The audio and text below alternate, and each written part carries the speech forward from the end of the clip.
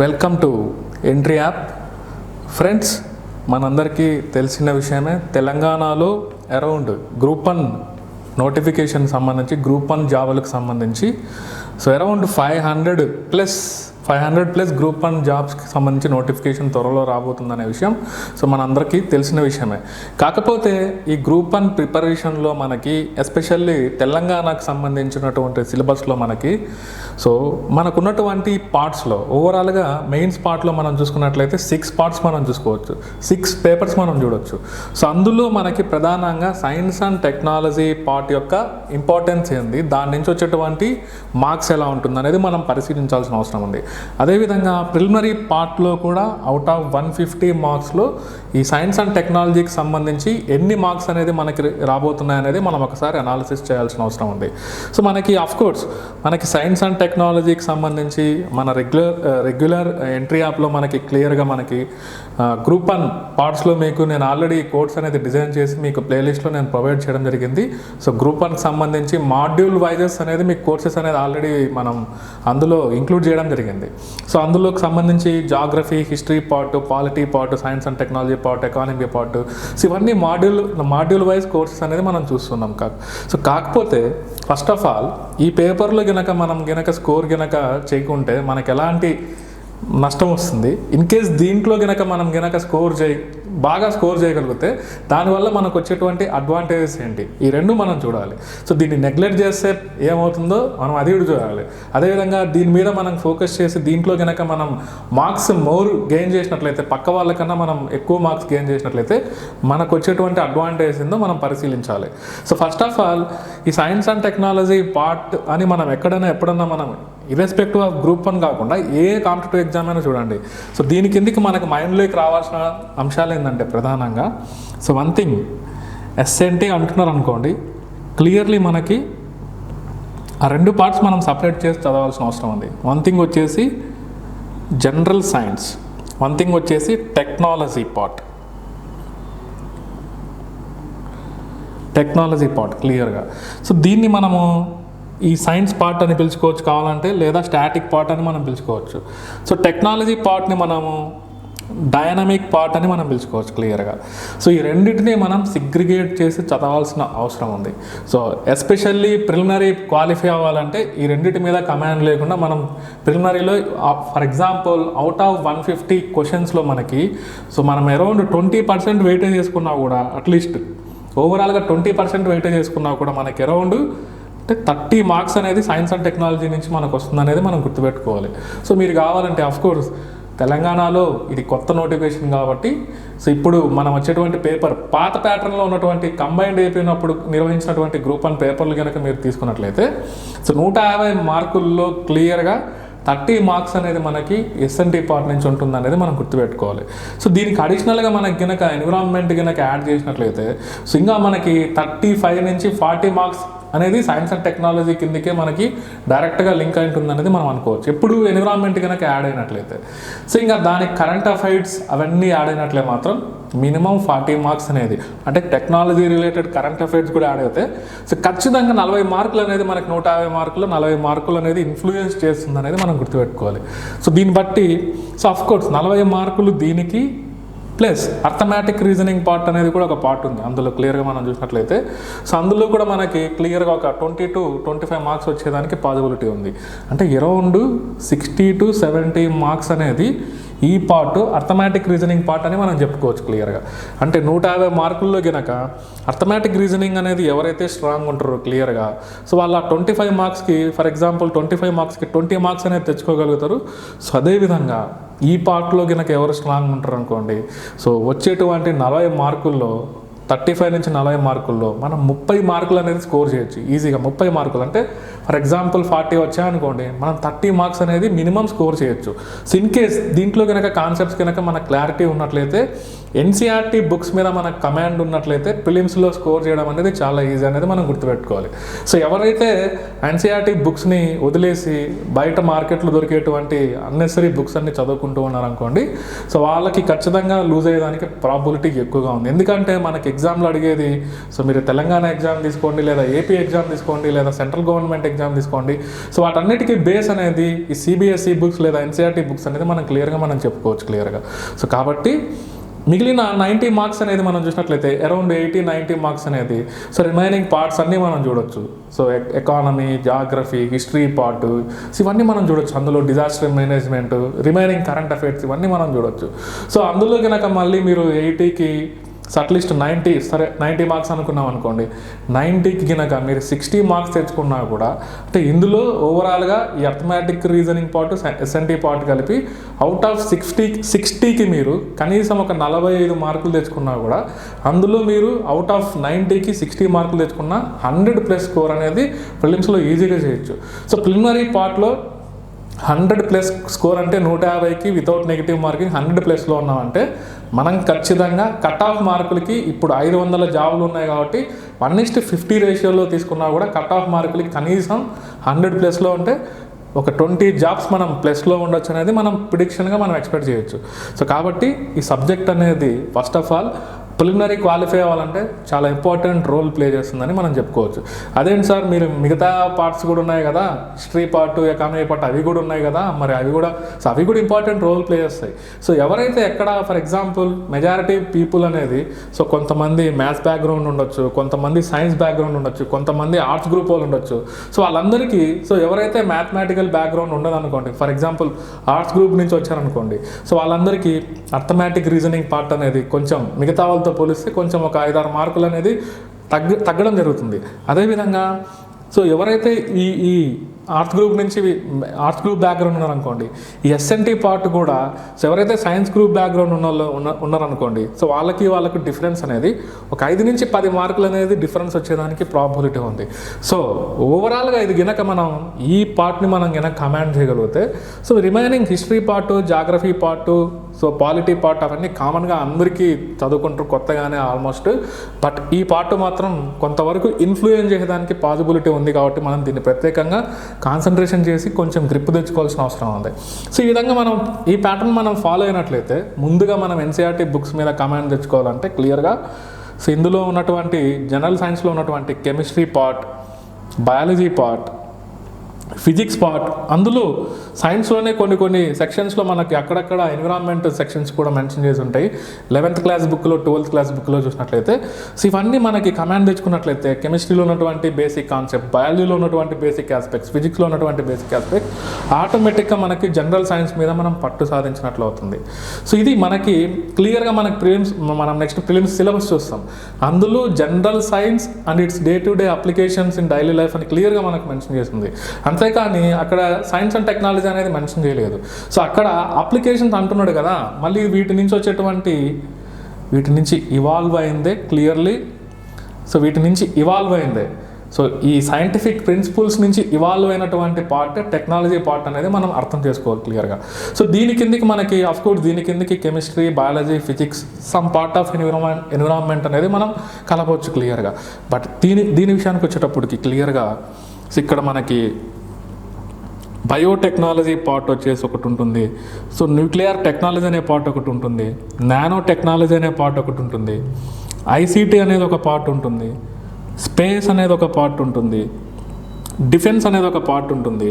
So ఇంకా మనకి miscellaneous aspects అంటే కొన్ని ఫర్ ఎగ్జాంపుల్ ఇప్పుడు ఈ మధ్య కాలంలో బాగా పాపులర్ అవుతున్నటువంటి టెక్నాలజీస్ అన్నీ మనం మిస్లీనియస్ ఆస్పెక్ట్స్లో మనం చూడాలి.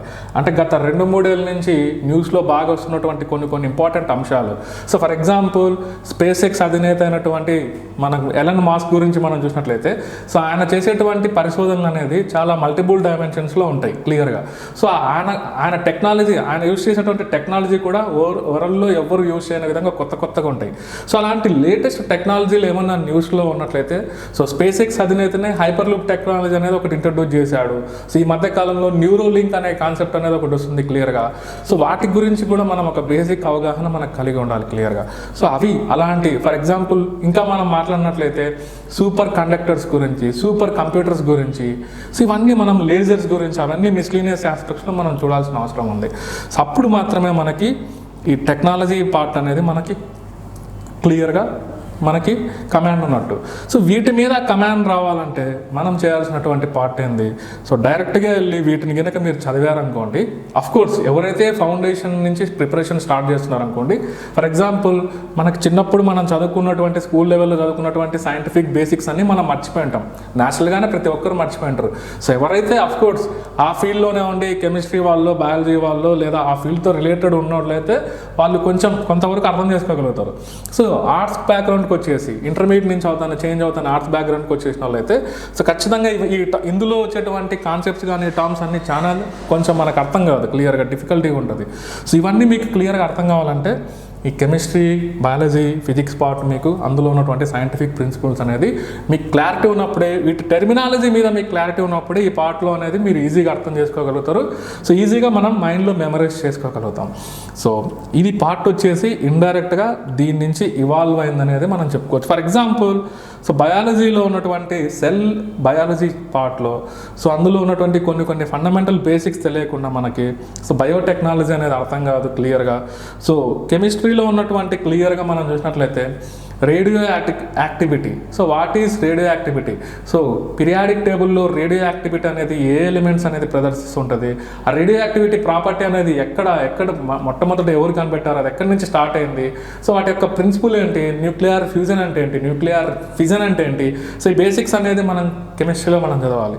సో అవన్నీ చదివిన తర్వాతనే న్యూక్లియర్ టెక్నాలజీ మీదకి మనం ఆలోచించాలి క్లియర్గా. సో అంతేకాకుండా మనకి స్పేస్, డిఫెన్స్, ఐసీటీ ఇవన్నీ మనకు అర్థం కావాలంటే సో మనం అనుకున్నటువంటి సూపర్ కంప్యూటర్స్ కానీ సూపర్ కండక్టర్స్ కానీ ఇవన్నీ మనకు అర్థం కావాలంటే ఈ ఫిజిక్స్లో ఉన్నటువంటి బేసిక్స్ అనేది చాలా అవసరం. సో ఫిజిక్స్లో ఉన్నటువంటి బేసిక్స్ అనేది ఇండైరెక్ట్గా మీకు ఈ సైన్స్ అండ్ టెక్నాలజీలో ఈ పార్ట్కు చాలా హెల్ప్ఫుల్గా ఉంటుంది. మీరు లేజర్స్ గురించి చదివినా, సూపర్ కండక్టర్స్ గురించి చదివినా, డిఫెన్స్ గురించి చదివినా, స్పేస్ గురించి చదివినా, ఈ ఫిజిక్స్లో ఉన్నటువంటి కొన్ని టాపిక్స్లో ఉన్నటువంటి ఆ బేసిక్ ఫౌండేషన్ మీద డిపెండ్ అయి ఉంటుంది. కాబట్టి టెక్నాలజీ పార్ట్ అనేది ఇండైరెక్ట్గా ఫిజిక్స్ ప్రిన్సిపల్స్కి బేస్ అయి ఉంటుంది అనేది మనం గుర్తుపెట్టుకోవాలి. సో ఫిజిక్స్ ప్రిన్సిపల్స్ అనేది మనకు సరిగ్గా అర్థం కాకుండా ఇందులో ఉన్నటువంటి కాన్సెప్ట్స్ అనేది మనకు సరిగ్గా అర్థం కాదు. సో ఓవరాల్గా వీటి మీద కనుక మనం కమాండ్ తెచ్చుకొని ఒక క్లారిటీగా మనం నేర్చుకున్నట్లయితే, ఒక సిస్టమేటిక్గా ఒక ఫౌండేషన్ లెవెల్లో మనం నేర్చుకున్నట్లయితే సో ఖచ్చితంగా దాంతోపాటు ఎగ్జామ్ ముందర ఒక 1 year కరెంట్ అఫైర్స్, వీటికి సంబంధించి కరెంట్ అఫైర్స్ మనకు గ్రిప్ ఉన్నట్లయితే సో ఇందులో వచ్చేటువంటి మనం అంటున్నాం కదా ఇంక్లూడింగ్ ఎన్విరాన్మెంట్ పార్ట్ కూడా కలిపి 40కి మనం 30 నుంచి 35 వరకు మనం స్కోర్ చేయొచ్చు ప్రిలిమ్స్ పాయింట్ ఆఫ్ వ్యూలో మనం చూసినట్లయితే. సో మీకు ప్రిలిమ్స్ అనేది ఈజీగా క్లియర్ అయ్యేదానికి ఈ పార్ట్ అనేది చాలా హెల్ప్ఫుల్గా ఉంటుంది. సో ఎప్పుడు దీన్ని నెగ్లెక్ట్ చేయకుండా సో మనం ఎలా అంటే అలా చదువుకోకుండా ఒక సిస్టమేటిక్గా మనం చదివినప్పుడు మాత్రమే దీన్ని మనం బట్టి కొట్టి ఆ ప్రిన్సిపల్స్ అనేది బట్టి కొట్టి మనం నేర్చుకోవాలనుకుంటే మాత్రం సో ఇది మిగతా సబ్జెక్టుల మాదిరి కాదు. బట్టి కొడితే మాత్రం ఇది మనకు మైండ్లో ఉండదు అనేది మనం గుర్తుపెట్టుకోవాలి క్లియర్గా. సో అఫ్కోర్స్ కొన్ని కెమిస్ట్రీలో కొన్ని పాయింట్స్, బయాలజీలో కొన్ని పాయింట్స్ అనేది బట్టి కొట్టాలి, నో ప్రాబ్లం. సో అది మనం మెమరైజ్ చేసుకోవాలి కాబట్టి. కానీ కాన్సెప్ట్స్ దగ్గరకు వచ్చేటప్పటికి మాత్రం కాంప్రమైజ్ అవ్వకూడదు. వాటిని మనం తెలుసుకొని సైంటిఫిక్గా మనం నేర్చుకున్న తర్వాతనే మనం వాటిని గుర్తుపెట్టుకునేదానికి మనం ప్రయత్నించాలి. ఎందుకంటే ఈ పార్ట్స్ అనేది ఇండైరెక్ట్గా వీటి యొక్క ప్రిన్సిపల్స్తో లింక్ అయింది అనేది మనం గుర్తుపెట్టుకోవాలి. సో అప్పుడు మనకి కంప్లీట్ ఎస్ఎన్టీ ప్రిపరేషన్ అనేది మనకి కంప్లీట్ లెవెల్ అనేది మనం అవుతుంది అనేది మనం గుర్తుపెట్టుకోవాలి. మనకి క్లియర్గా 40 మార్క్స్ ఇంక్లూడింగ్ ఈ పార్టు కరెంట్ అఫైర్స్ అన్నీ కలిపితే ఖచ్చితంగా 35 నుంచి 40 మార్క్స్ వచ్చేదానికి ప్రాబబిలిటీ అనేది ఎక్కువగా ఉంది, స్కోప్ అనేది. సో మనం ఆల్మోస్ట్ 80% అనేది మనం స్కోర్ చేయొచ్చు. అంటే 40లో 30 మనం చేసినా కూడా సో మనం అట్లీస్ట్ 80% స్కోర్ అనేది మనం సాధించవచ్చు క్లియర్గా. సో కొంతమంది 35 వరకు కూడా తెచ్చుకునేదానికి పాసిబిలిటీ ఉంది. ఓవరాల్గా ఏంటంటే దీంతోపాటు మీరు అర్థమెటిక్ రీజనింగ్ కూడా ఎవరికైతే కమాండ్ ఉంటుందో ఈ రెండు కలిపి మీ స్కోర్ని బూస్ట్ చేస్తుంది, 100+ అనేది తీసుకెళ్తుంది. అంతేకాకుండా కొన్ని గ్రూప్ 2 లాంటి ఎగ్జామినేషన్స్లో, సో గ్రూప్ 1 అంటే క్వాలిఫైయింగ్ ఎగ్జామ్ ఓకే, అది పక్కన పెట్టండి. గ్రూప్ 2లో మాత్రం క్లియర్గా ఈ పార్ట్ అనేది జిఎస్లో ఖచ్చితంగా ఇన్ఫ్లుయెన్స్ చేస్తుంది అనేది మనం గుర్తుపెట్టుకోవాలి. సో ఇందులో ఒక్కొక్క మార్క్ కోల్పోయే కొద్దీ మనకి జనరల్ స్టడీస్లో స్కోర్ అనేది బ్యాక్ వెళ్ళిపోతుంటుంది. జనరల్ స్టడీస్లో కనుక మనకి 150కి అవుట్ ఆఫ్ 150కి 110 మార్క్స్ కనుక మనం స్కోర్ చేయగలిగితే మాత్రం ఖచ్చితంగా స్కోరింగ్ ఎగ్జామ్స్లో అయితే అది చాలా మంచి స్కోర్ అనేది మనం గుర్తుపెట్టుకోవచ్చు. So history part, polity part అవన్నీ చాలామంది తెచ్చుకుంటారు స్కోర్లు. అందులో 150కి 120లు 125లు కూడా తెచ్చుకుంటారు, 130లు కూడా తెచ్చుకుంటారు కొంతమంది. సో ఈ పార్ట్లో జనరల్ స్టడీస్ పార్ట్లో మాత్రం ఈ పార్ట్ అనేది చాలా ఇన్ఫ్లుయెన్స్ చేస్తుంది అనేది మనం గుర్తుపెట్టుకోవాలి. సో ఇప్పుడు మనం మెయిన్గా గ్రూప్ 1 గురించి మనం డిస్కస్ చేస్తున్నాం కాబట్టి, సో ఫస్ట్ ఒకసారి ఫిలిం సిలబస్లో ఏమిచ్చారు, మెయిన్ సిలబస్లో ఏమిచ్చారు అనేది మనం చూడాలి. సో ఇప్పుడు మనకు ఫిలిమ్స్ పాయింట్ ఆఫ్ వ్యూలో ఇక్కడ మాట్లాడినాం. మరి మెయిన్స్ విషయానికి వచ్చినప్పుడైతే మనం ఏం చేయాలనేది ఇక్కడ క్వశ్చన్ అనుకున్నట్లయితే, సో క్లియర్గా ఈ ఫౌండేషన్ అనేది 1 or 2 monthsలో మనం డెవలప్ చేసుకున్న తర్వాత, సో దాంతోపాటు అఫ్కోర్స్ ఈ మెయిన్స్లో ఈ పార్ట్స్ అన్నీ ఉన్నాయి, న్యాచురల్గానే మెయిన్స్లో అవన్నీ మెన్షన్ చేస్తున్నారు. సో ఆల్రెడీ ఇవన్నీ మీరు ఒక డైమెన్షన్ అనేది మీరు చదివింటారు, అందులో ఉన్నటువంటి కాన్సెప్ట్స్ కూడా మీకు క్లియర్గా అర్థమైంటాయి క్లియర్గా. సో అప్పుడు మనము మెయిన్ సిలబస్లో ఇచ్చినటువంటి సిలబస్లో సో పేపర్ 5లో వచ్చేసి క్లియర్గా so first part and second part mention చేయడం జరిగింది, science and technology. So paper 4లో అంటే ఎకానమీ అండ్ డెవలప్మెంట్ పార్ట్ అనేది మనం చూసాము. అందులో ఎన్విరాన్మెంట్ పార్ట్ అనేది సెక్షన్ 3 కిందకి మెన్షన్ చేస్తున్నారు క్లియర్గా. సో ఎన్విరాన్మెంట్ పార్ట్కి బేస్ ఏంటంటే క్లియర్గా ఈ బయాలజీలో ఉన్నటువంటి ఫండమెంటల్స్, కెమిస్ట్రీలో ఉన్నటువంటి కొన్ని fundamentals. For example environmental chemistry అనేది మనకు ఒక పార్ట్ ఉంటుంది క్లియర్గా 11th క్లాస్ బుక్స్లో, 12th క్లాస్ బుక్స్లో ఉంటాయి మనకి. మా తెలుగు అకాడమీ బుక్స్ కానీ లేదా ఎన్సీఆర్టీ కెమిస్ట్రీ బుక్స్లో కానీ మెన్షన్ చేసి ఉంటారు. సో ఎన్విరాన్మెంట్ సెక్షన్ అనేది అందులో ఉన్నటువంటి 11th క్లాస్ బుక్స్లో ఉన్నటువంటి ఎన్విరాన్మెంటల్ కెమిస్ట్రీ అనేది ఒక పార్ట్ ఉంటుంది, అందులో పొల్యూషన్ గురించి మెన్షన్ చేసి ఉంటుంది. అదేవిధంగా బయాలజీలో క్లియర్గా బయోడైవర్సిటీ గురించి, మనకి ఈకోసిస్టమ్స్ కాన్సెప్ట్స్ గురించి క్లియర్గా బయాలజీ బుక్స్లో మెన్షన్ చేసి ఉంటుంది. అంటే ఇండైరెక్ట్గా ఈ 11th 12th బుక్స్ అనేది క్లియర్గా ఎన్విరాన్మెంట్ సెక్షన్కి లింక్ అయి ఉంటుంది అనేది మనం గుర్తుపెట్టుకోవాలి క్లియర్గా. ఈ 11th 12th బుక్స్ కెమిస్ట్రీకి సంబంధించి 11th 12th బుక్లో కొన్ని స్పెసిఫిక్ పార్ట్స్ అనేది మనము మెయిన్స్ కోసం మనం చదవాల్సిన అవసరం ఉంది. అఫ్కోర్స్ ఫిలిమ్స్లో కూడా అవి ఇంపార్టెంట్ అవసరము. సో మెయిన్స్ పాయింట్ ఆఫ్ వ్యూలో ఖచ్చితంగా మనం ప్రిపేర్ అవ్వాలి, ఎందుకంటే ఈ ఎన్విరాన్మెంట్ సెక్షన్కి చాలా అవసరం అనేది మనం గుర్తుపెట్టుకోవాలి. కొన్ని పార్ట్స్ అఫ్కోర్స్ అందులో ఉన్నటువంటి మనకి మళ్ళీ టెక్నాలజీ పార్ట్ మనకు చూసినట్లయితే క్లియర్గా బయాలజీ రిలేటెడ్ ఆస్పెక్ట్స్ సెక్షన్ 2లో మెన్షన్ చేస్తున్నారు క్లియర్గా. సో సెక్షన్ 1లో ప్యూర్లీ మనకి ఐసీటీ గురించి, స్పేస్ రిలేటెడ్ ఆస్పెక్ట్స్ గురించి, సైన్స్ అండ్ టెక్నాలజీ డెవలప్మెంట్స్ గురించి, పాలసీస్ గురించి అవన్నీ మనం సెక్షన్ 1లో మనం చూడొచ్చు. సెక్షన్ 2లో మాత్రం ప్యూర్లీ అది బయాలజీ రిలేటెడ్ పార్ట్స్ కిందకి మనం చూడొచ్చు. అందులో మనకి ప్రధానంగా 2 సెక్షన్స్ వచ్చేసి బయోటెక్నాలజీ గురించి విస్తృతంగా వైడ్గా మెన్షన్ చేసింది క్లియర్గా. బయోటెక్నాలజీ కాన్సెప్ట్స్ మీదనే ఒక 2 సెక్షన్స్ అనేది 2 యూనిట్స్ అనేది ఉన్నాయి. సో ఒక యూనిట్ మాత్రం ప్యూర్లీ ప్లాంట్స్ రిలేటెడ్ ఆస్పెక్ట్స్ అనేది అడిగారు. సో ఇంకా రిమైనింగ్ 2 యూనిట్స్ మాత్రం ఒకటి మైక్రోబియల్ ఇన్ఫెక్షన్స్ మీద అడిగారు, సో ఇంకొకటి వచ్చేసి వ్యాక్సిన్స్ మీద అడిగారు క్లియర్గా. సో హ్యూమన్ డిసీజెస్ మీద అడిగారు. ఇమ్యూనిటీ చాప్టర్ మీద ఒక యూనిట్ అనేది ఉంది, immunity chapter and vaccines. So వాటన్నిటికి కూడా ఫౌండేషన్ ఏది ఎక్కడ ఉందంటే మనకి ఇంటర్మీడియట్ జువాలజీ బుక్స్లో ఉంది, లేదా ఎన్సీఆర్టీ బయాలజీ బుక్స్లో మనం చూడొచ్చు క్లియర్గా. ఎన్సీఆర్టీ బయాలజీ బుక్స్లో సో వాటికి సంబంధించిన 11th 12th బుక్స్లో ఆ ఫౌండేషన్ అనేది ఉందనేది మనం గ్రహించాలి. సో ఇవన్నీ చదువుకుంటే సరిపోతుందా అంటే సరిపోదు, ఎందుకంటే సో మనకి ప్రత్యేకంగా సో ఆ క్వశ్చన్లు డైరెక్ట్గా ఇంటర్మీడియట్ జువాలజీ బుక్స్లో నుంచో లేదా ఎన్సీఆర్టీ బుక్స్లో నుంచో ఒక క్వశ్చన్స్ అనేది డిజైన్ చేసి మనకు అడిగితే అది ఇంటర్మీడియట్ పిల్లలైనా రాస్తారు, no problem. So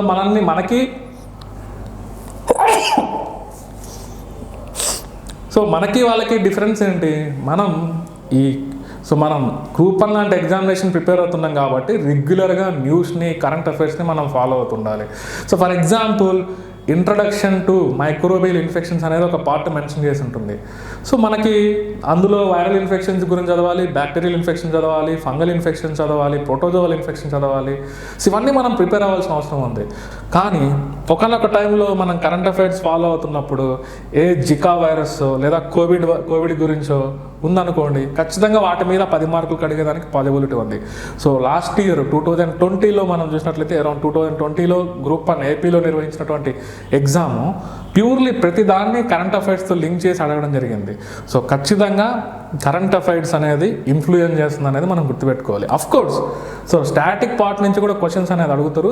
for example static part నుంచి క్వశ్చన్ అడిగేదానికి ఉదాహరణ మనం మాట్లాడుకున్నట్లయితే, సో వ్యాక్సిన్స్ గురించి మనం బయట ఎక్కువగా చూస్తున్నాం. క్లియర్గా మనం తెలిసిందే వ్యాక్సినేషన్ ప్రాసెస్ గురించి. సో ఆ వ్యాక్సినేషన్ ప్రాసెస్ అనేది జనరల్గా వ్యాక్సిన్స్ వాట్ ఈజ్ ఇమ్యూనిటీ అనేది అడగడం జరిగింది లాస్ట్ టైం. ఎప్పుడు 2020లోనే. సో వ్యాక్సిన్స్ అనేది వర్కింగ్ మెకానిజం గురించి అనేది ఒక పార్ట్ రాయమని అడిగారు ఏపీలో నిర్వహించినటువంటి గ్రూప్ 1లో. అదేవిధంగా మిషన్ ఇంద్రధనస్ పార్ట్ గురించి కూడా ఎక్స్ప్లెయిన్ చేయమని అడిగారు. అదేవిధంగా వ్యాక్సినేషన్ ప్రాసెస్ ద్వారా మన ఇండియాలో ఎలిమినేట్ అయినటువంటి 2 డిసీజ్ గురించి మెన్షన్ చేయడం అని అడిగారు. సో అవన్నీ మనకి క్లియర్గా దేని నుంచి వస్తాయంటే ఆ మిషన్ ఇంద్రధనుస్ కానీ వ్యాక్సినేషన్ సంబంధించి ప్రోగ్రామ్స్ అవన్నీ మనం గవర్నమెంట్ని ఫాలో అవ్వాల్సిన అవసరం ఉందన్నమాట. సో అవన్నీ మనకి ఇంటర్మీడియట్ బుక్స్లో ఉండవు. ఇంటర్మీడియట్ బుక్స్లో కేవలం ఒక బేస్ మాత్రమే, ఒక ఫౌండేషన్ లెవెల్ మాత్రమే ఉంటుంది. సో కోర్స్ ఆ కాన్సెప్ట్స్ నుంచి కూడా ఒక్కొక్కసారి డైరెక్ట్గా క్వశ్చన్స్ అనేది అడుగుతూ ఉంటారు. ఫర్ ఎగ్జాంపుల్ మలేరియా గురించి రాయమనవచ్చు, ఎన్సెఫలైటిస్ గురించి రాయమనవచ్చు, మనని డైరెక్ట్గా హెచ్ఐవి గురించి రాయమనవచ్చు. సో ఈ డైమెన్షన్స్లో మనకి డైరెక్ట్గా డిసీజెస్లో మెన్షన్ చేసినటువంటి వాటిని అడుగుతారు. బట్ కరెంట్ అఫైర్స్ అనేది ఖచ్చితంగా ఇన్ఫ్లుయెన్స్ అవుతాయి అనేది మనం గుర్తుపెట్టుకోవాలి. సో ఈ విధంగా పేపర్ 1లో పేపర్ 2లో పేపర్ 1లో ప్యూర్లీ మనం అనుకుంటున్నాం కదా information communication technology, space related, even defence related అనుకోవచ్చు. సైన్స్ అండ్ టెక్నాలజీ డెవలప్మెంట్స్ మన దేశంలో అనేది ఇప్పటివరకు సో కొన్ని కొత్త ఆవిష్కరణలు అనేది మనం చూస్తూ ఉండాలి క్లియర్గా. సో ఎన్విరాన్మెంట్ పార్ట్లో అది కూడా మనకి సో ఈకోసిస్టమ్స్ మీద, బయోడైవర్సిటీ మీద, ఎన్విరాన్మెంటల్ పొల్యూషన్స్ మీద, వాటికి సంబంధించినటువంటి ఆర్గనైజేషన్స్ మీద, ఇంకా మనకి సో పొల్యూషన్ బోర్డ్స్ మీద, సో స్కీమ్స్ మీద, ఇవన్నీ మనల్ని అడిగేదానికి పాసిబిలిటీ ఉందన్నమాట. సో ఖచ్చితంగా ప్రతిదీ డైరెక్ట్గానో ఇండైరెక్ట్గానో కరెంట్ అఫైర్స్ని మనం ఒకసారి దాన్ని ఖచ్చితంగా అనుకోనే మనం ప్రిపేర్ అవ్వాలి. దాని బేస్ మనం ప్రిపేర్ అవ్వాలి. దానికి తోడు కరెంట్ అఫైర్స్ అనేది ఖచ్చితంగా మనం అటాచ్ చేసుకుంటూ ఉండాలి. సో అప్పుడు మాత్రమే మనం ఎగ్జామినేషన్ ముందుకు వచ్చేటప్పటికి క్లియర్గా ఒక మంచి కంటెంట్ అనేది మన మైండ్లో డెవలప్ అయి ఉంటుంది. సో మీకు ప్రిలిమినరీ అయిపోయే లోపల ఈ ప్రిపరేషన్ అనేది మనకు కంప్లీట్ అవ్వాలి క్లియర్గా. మీకు మెయిన్స్కి ఒక 3 నెలలు గ్యాప్ ఉందనుకోండి, అప్పుడు మీరు చేయాల్సిన పని ఏంటంటే సో ఈ కాన్సెప్ట్స్ అన్నీ మళ్ళీ రివైజ్ చేసుకుంటూ ఉండాలి క్లియర్గా. మళ్ళీ రివైజ్ చేసుకుంటూ సో ఇంకా కొత్త ఏమన్నా కరెంట్ అఫైర్స్ ఏమన్నా ఉన్నాయా మెయిన్స్ ముందర అవన్నీ యాడ్ చేసుకుంటూ ఉండాలి. సో ఓవరాల్గా మనకి మెయిన్స్ ఎగ్జామ్ జరిగేటప్పటికి మన దగ్గర 100 నుంచి 150 model question and answer. So మనకి ప్రిడిక్షన్ చేసి సిలబస్లో సో ఈచ్ యూనిట్ నుంచి 10 క్వశ్చన్లు వేసుకున్నా కూడా 150 క్వశ్చన్స్ అనేది మనం ఖచ్చితంగా ఎలా ఉండాలంటే ప్రీవియస్ ఇయర్ క్వశ్చన్స్ని అనాలిసిస్ చేసి ప్రజెంట్ ట్రెండ్ అనేది ఎలా ఉంది, ప్రజెంట్ కరెంట్ అఫైర్స్లో ఉన్నటువంటి అంశాలు ఏమున్నాయి, సో పాత క్వశ్చన్లు ఏమున్నాయి, పాత క్వశ్చన్లు ఆల్రెడీ ఏ క్వశ్చన్లు అనేది అడిగారు, సో మళ్ళీ ఆ యూనిట్ నుంచి భవిష్యత్తులో అడిగేదానికి పాసిబిలిటీ ఉన్నటువంటి క్వశ్చన్స్ ఏంది. సో ఇలాంటి ప్రాబబిలిటీతో మనం క్యాలిక్యులేషన్ వేసుకొని అట్లీస్ట్ 150 క్వశ్చన్స్ ఈచ్ యూనిట్ నుంచి 15 యూనిట్ నుంచి 10 క్వశ్చన్లు వేసుకున్నా కూడా 150 క్వశ్చన్స్ అనేది మన దగ్గర మోడల్ క్వశ్చన్ అండ్ ఆన్సర్స్ అనేది మనం డెవలప్ చేసుకొని ఉండాలి. ఎప్పుడు మెయిన్స్ ఎగ్జామ్కి ఒక నెల రోజులు ఉందనగా అప్పటికి మనం ఇవన్నీ ఈ 150 క్వశ్చన్లు మనకు మైండ్లో ఉండాలి. సో లక్కీగా మనం ఇవన్నీ ప్రిడిక్షన్తో మనం చేసుకొని పెట్టాం కాబట్టి ఇప్పుడున్నటువంటి ట్రెండ్ని బేస్ చేసుకొని అంత ఈజీ కాదు. ఈ 150 క్వశ్చన్లు ప్రిడిక్ట్ చేసి చేయడం అనేది అంత ఈజీ కాదు, చాలా కష్టం. సో ప్రీవియస్ ఇయర్ క్వశ్చన్స్ని అనాలిసిస్ చేసి కరెంట్ అఫైర్స్లో ఏమున్నాయి ఇవన్నీ లింక్ చేసుకొని మనము 150 క్వశ్చన్స్ అనేది మనం తయారు చేసుకోవాలి. సో అప్పుడు మనకు లక్కీగా మెయిన్స్ ఎగ్జామ్లో మనం చేసుకున్నటువంటి 150 క్వశ్చన్లో అట్లీస్ట్ 10 క్వశ్చన్లు వచ్చినా కూడా మనం ఎగ్జామ్లో సక్సెస్ అయినట్టు అనేది మనం అనుకోవచ్చు. ఎందుకంటే ఆ 10 క్వశ్చన్ల మీద మనకు కమాండ్ ఎక్కువగా ఉంటుంది, చాలా మంచి ఆన్సర్ మనం ప్రొవైడ్ చేయగలుగుతాం ఈజీగా. సో దాంతోపాటు ఆ 5 క్వశ్చన్లను కూడా మనము ఈజీగా మనం ఆన్సర్ కొద్దిగా యావరేజ్గా మనం రాసినా కూడా ఆన్సర్ అనేది మన స్కోర్ అనేది మ్యాక్సిమైజ్ చేసుకునేదానికి పాసిబిలిటీ ఉంటుంది. ఈ ఆన్సర్ రాసే విధానం మాత్రం క్లియర్గా అఫ్కోర్స్ సో ప్రతి ఆన్సర్కి ఒక ఇంట్రడక్షను, ఒక బాడీ, ఒక కంక్లూజన్ అనేది ఉంటుంది. సో సైన్స్ని కూడా మనం ఇక్కడ సైన్స్ అండ్ టెక్నాలజీ కూడా అదే డైమెన్షన్స్లో మనం రాయాల్సిన అవసరం ఉంది. ఇక్కడ మనం డిఫరెన్స్ చూపించాల్సిన విషయం ఏంటంటే మనం ఎక్కువగా flow charts and diagrams. So మనకి అవసరానికి తగినట్టుగా, సిచ్యువేషన్కి తగినట్టుగా మనం ఫ్లో చార్ట్స్ని, డయాగ్రామ్స్ అనేది షార్ట్ ఫామ్లో, అంతేకాకుండా tabular form, comparative study. So మనం ఏదైనా కంపేర్ చేయాలనుకుంటున్నాము, ఫర్ ఎగ్జాంపుల్ పిఎస్ఎల్వి, జిఎస్ఎల్వి ఉంది, దాని గురించి మనం కంపారిజన్ చేయాలనుకుంటున్నాము, దాన్ని ఒక టేబులర్ ఫామ్లో మనం మెన్షన్ చేయాలి. సో ఇలాంటి టేబుల్స్, డయాగ్రామ్స్, ఫ్లో చార్ట్స్ ఇవన్నీ మనం ఆన్సర్స్లో కనుక సిచ్యువేషన్ తగినట్టు మనం కనుక యూజ్ చేసామనుకోండి, సో మనకి అట్లీస్ట్ 10 మార్క్స్కి మనకి 6 to 7 మార్క్స్ మనకి వేసేదానికి ప్రాబిలిటీ ఎక్కువ ఉంది. సో అదే ఆన్సర్ని మనము ఏదో ఒక పారాగ్రాఫ్ల మాదిరి రాసుకుంటూ పోయినా కూడా సో మనకి ఒక మార్క్ ఎక్కువ వేసేదానికి ప్రాబిలిటీ ఎప్పుడు ఉందంటే సో మనం దాన్ని చూపించే విధానం కనుక చాలా క్రిస్టల్ క్లారిటీగా ఫ్లో చార్ట్స్ని, డయాగ్రామ్స్ని మనం టేబుల్స్ ఫార్మాట్లో కనుక మనం ఆన్సర్స్ కనుక డిజైన్ చేసి మనం మెన్షన్ చేస్తే మనకి 7 మార్క్స్ వేసేదానికి ప్రాబిలిటీ ఉంది. అంటే అరౌండ్ మనకి ఇలా కనుక మనం చేసుకుంటూ వెళ్ళినాం అనుకోండి, 150కి 100+ స్కోర్ చేసేదానికి పాజిబిలిటీ ఉంది పేపర్లో. సో 150కి 100+ స్కోర్ చేసేదానికి పాజిబిలిటీ ఉంది. సో ఇలాంటి పాజిబిలిటీ మనకి హిస్టరీ పార్ట్లో ఉండదు, పాలిటీ పార్ట్లో ఉండదు, ఎస్ఏ పార్ట్లో ఉండదు. ఇవన్నీ మనం గుర్తుపెట్టుకోవాలి. సో ఓన్లీ స్కోరింగ్ పార్ట్ ఈ 100+, సో 100 నుంచి 120 వరకు కూడా స్కోర్ చేసేదానికి ప్రాబిలిటీ ఉంది. అఫ్కోర్స్ 2012 వరకు మనకి స్కోర్లు అనేది మనం చూసాము, 100+లో మనం చూసాం, 120 వరకు కూడా మనం చూసాం. కానీ ఈ మధ్యకాలంలో ఏపీలో అఫ్కోర్స్ మనకు జరిగినటువంటి ఎగ్జామ్ రిజల్ట్స్ అనేది ఇంకా రాలేదు. బట్ 2017 పేపర్ కనుక మనం ఏపీలో కనుక మనం చూసినట్లయితే క్లియర్గా 2017లో జరిగినటువంటి నోటిఫికేషన్ అరౌండ్ 78 పోస్టులకు నోటిఫికేషన్ ఇవ్వడం జరిగింది. అందులో హైయెస్ట్ మార్కే 89 మార్క్స్ మనం చూసాం ఈ పేపర్లో. ఎందుకంటే క్లియర్గా ఇయర్ అనేది, ఆ పేపర్ అనేది చాలా డిఫికల్టీగా ఉందనేది మనం గుర్తుపెట్టుకోవాలి. కొంచెం ఎవరికైతే కాన్సెప్ట్ మీద క్లారిటీ ఉంటారో సో వాళ్ళే 89 టాప్ స్కోర్ చేశారు. సో అందులో ముందు జరిగినటువంటి రీ ఎగ్జామ్ ఏపీ తెలంగాణలో 2012కు సంబంధించి రీ ఎగ్జామ్ అనేది 2016లో జరిగింది మళ్ళీ. సో అప్పుడు మాత్రం 100+ స్కోర్లు, 110లు, 108లు, 113లు ఇలాంటి స్కోర్లు అనేది మనం చూసాం. కానీ ఇప్పుడు ఉన్నటువంటి ట్రెండ్ అనేది మనకి ఎక్కువగా కరెంట్ అఫైర్స్ని ప్లస్ బేసిక్ ఆస్పెక్ట్స్ని రెండు కంబైన్ చేసి అడగడం అనేది ఈ కొత్త విధానం అనేది మనం 2020లో మనం చూసాం ఏపీలో నిర్వహించినటువంటి ఎగ్జామ్. సో అదే విధంగా కనుక తెలంగాణలో కూడా వాళ్ళని ఫాలో అవ్వాలని కనుక అదే ప్యాటర్న్లో కనుక మీకు ఇచ్చినట్లయితే కొంచెం పేపర్ అనేది డిఫికల్టీగానే ఉంటుందనేది అనుకోవచ్చు. సో అలాంటి టైంలో కూడా మనము 90 నుంచి 100 మార్క్స్ వరకు మనం స్కోర్ చేసేదానికి పాసిబిలిటీ ఉంది. ఎప్పుడు మనకి ఈచ్ క్వశ్చన్కి అట్లీస్ట్ 6 మార్కులు అనేది మనం స్కోర్ చేయగలుగుతాయి. సో ఈచ్ క్వశ్చన్కి 6 మార్కులు 6+ అనేది స్కోర్ చేయాలంటే మనము అందులో వాళ్ళు అడిగినటువంటి ప్రతి కాంపోనెంట్, ఒక్కొక్క క్వశ్చన్లో 3 కాంపోనెంట్లు అడగచ్చు, 4 కాంపోనెంట్లు అడగచ్చు. ప్రతి కాంపోనెంట్ని మనం క్రిస్పీగా వితిన్ టైం పీరియడ్లో, సో మనకి ఇచ్చేటువంటి 12 నిమిషాల కాల వ్యవధిలో, సో వితిన్ వర్డ్ లిమిట్లో మనం అన్ని కాంపోనెంట్స్కి ఆన్సర్ మెన్షన్ చేయగలిగితే 6 నుంచి 7 మార్కులు వచ్చేదానికి, అంటే డిఫికల్టీ టైంలో కూడా మనం స్కోర్ చేయడానికి పాసిబిలిటీ ఉంది. ఎప్పుడు ఈ flow charts, diagrams, tabular, comparative form మనం ఫాలో అయినట్లయితే. సో మన కోర్సులో భాగంగా మనకు క్లియర్గా నేను ప్రొవైడ్ చేసేటువంటి అంశాలు ఏంటంటే, ఆల్రెడీ నేను కొన్ని క్లాసెస్ అనేది మీకు ప్రొవైడ్ చేశాను. అరౌండ్ నేను 60-70 క్లాసెస్ అనేది నేను ప్రొవైడ్ చేశాను. సో మీకు క్లియర్గా ఈ ఎన్సీఆర్టీ బేస్డ్ టాపిక్స్, సో మీరు మళ్ళీ ఆ ఎన్సీఆర్టీ పాయింట్స్ అనేది మీరు చదివినా చదవకపోయినా క్లియర్గా నేను దాన్ని ఒక పీడిఎఫ్ ఫార్మాట్లో స్లైడ్స్ అనేది మీకు ప్రొవైడ్ చేస్తూ ఆ క్లాసెస్ అనేది కెమిస్ట్రీ, బయాలజీ, ఫిజిక్స్ పార్ట్ అనేది నేను క్లియర్గా ప్రిలిమ్స్ కోసం, ఎస్పెషల్లీ ప్రిలిమ్స్ కోసం నేను జిఎస్ కోసం ఒక క్లాసెస్ అనేది డిజైన్ చేసి మీకు ఆల్రెడీ ప్లేలిస్ట్లో ప్రొవైడ్ చేయడం జరిగింది. సో దానికి అడిషనల్గా నేను అఫ్కోర్స్ ప్రిలిమినరీ యాంగిల్లో కూడా ఈ టెక్నాలజీ పార్ట్ అనేది ప్రిలిమ్స్ యాంగిల్లో కూడా మనం ఎలా అడగవచ్చు అనే పర్స్పెక్టివ్లో నేను ఆ క్లాసెస్ కూడా మీకు ప్రొవైడ్ చేయడం జరిగింది. సో వాటితో పాటు అది ప్రిలిమ్స్ డైమెన్షన్.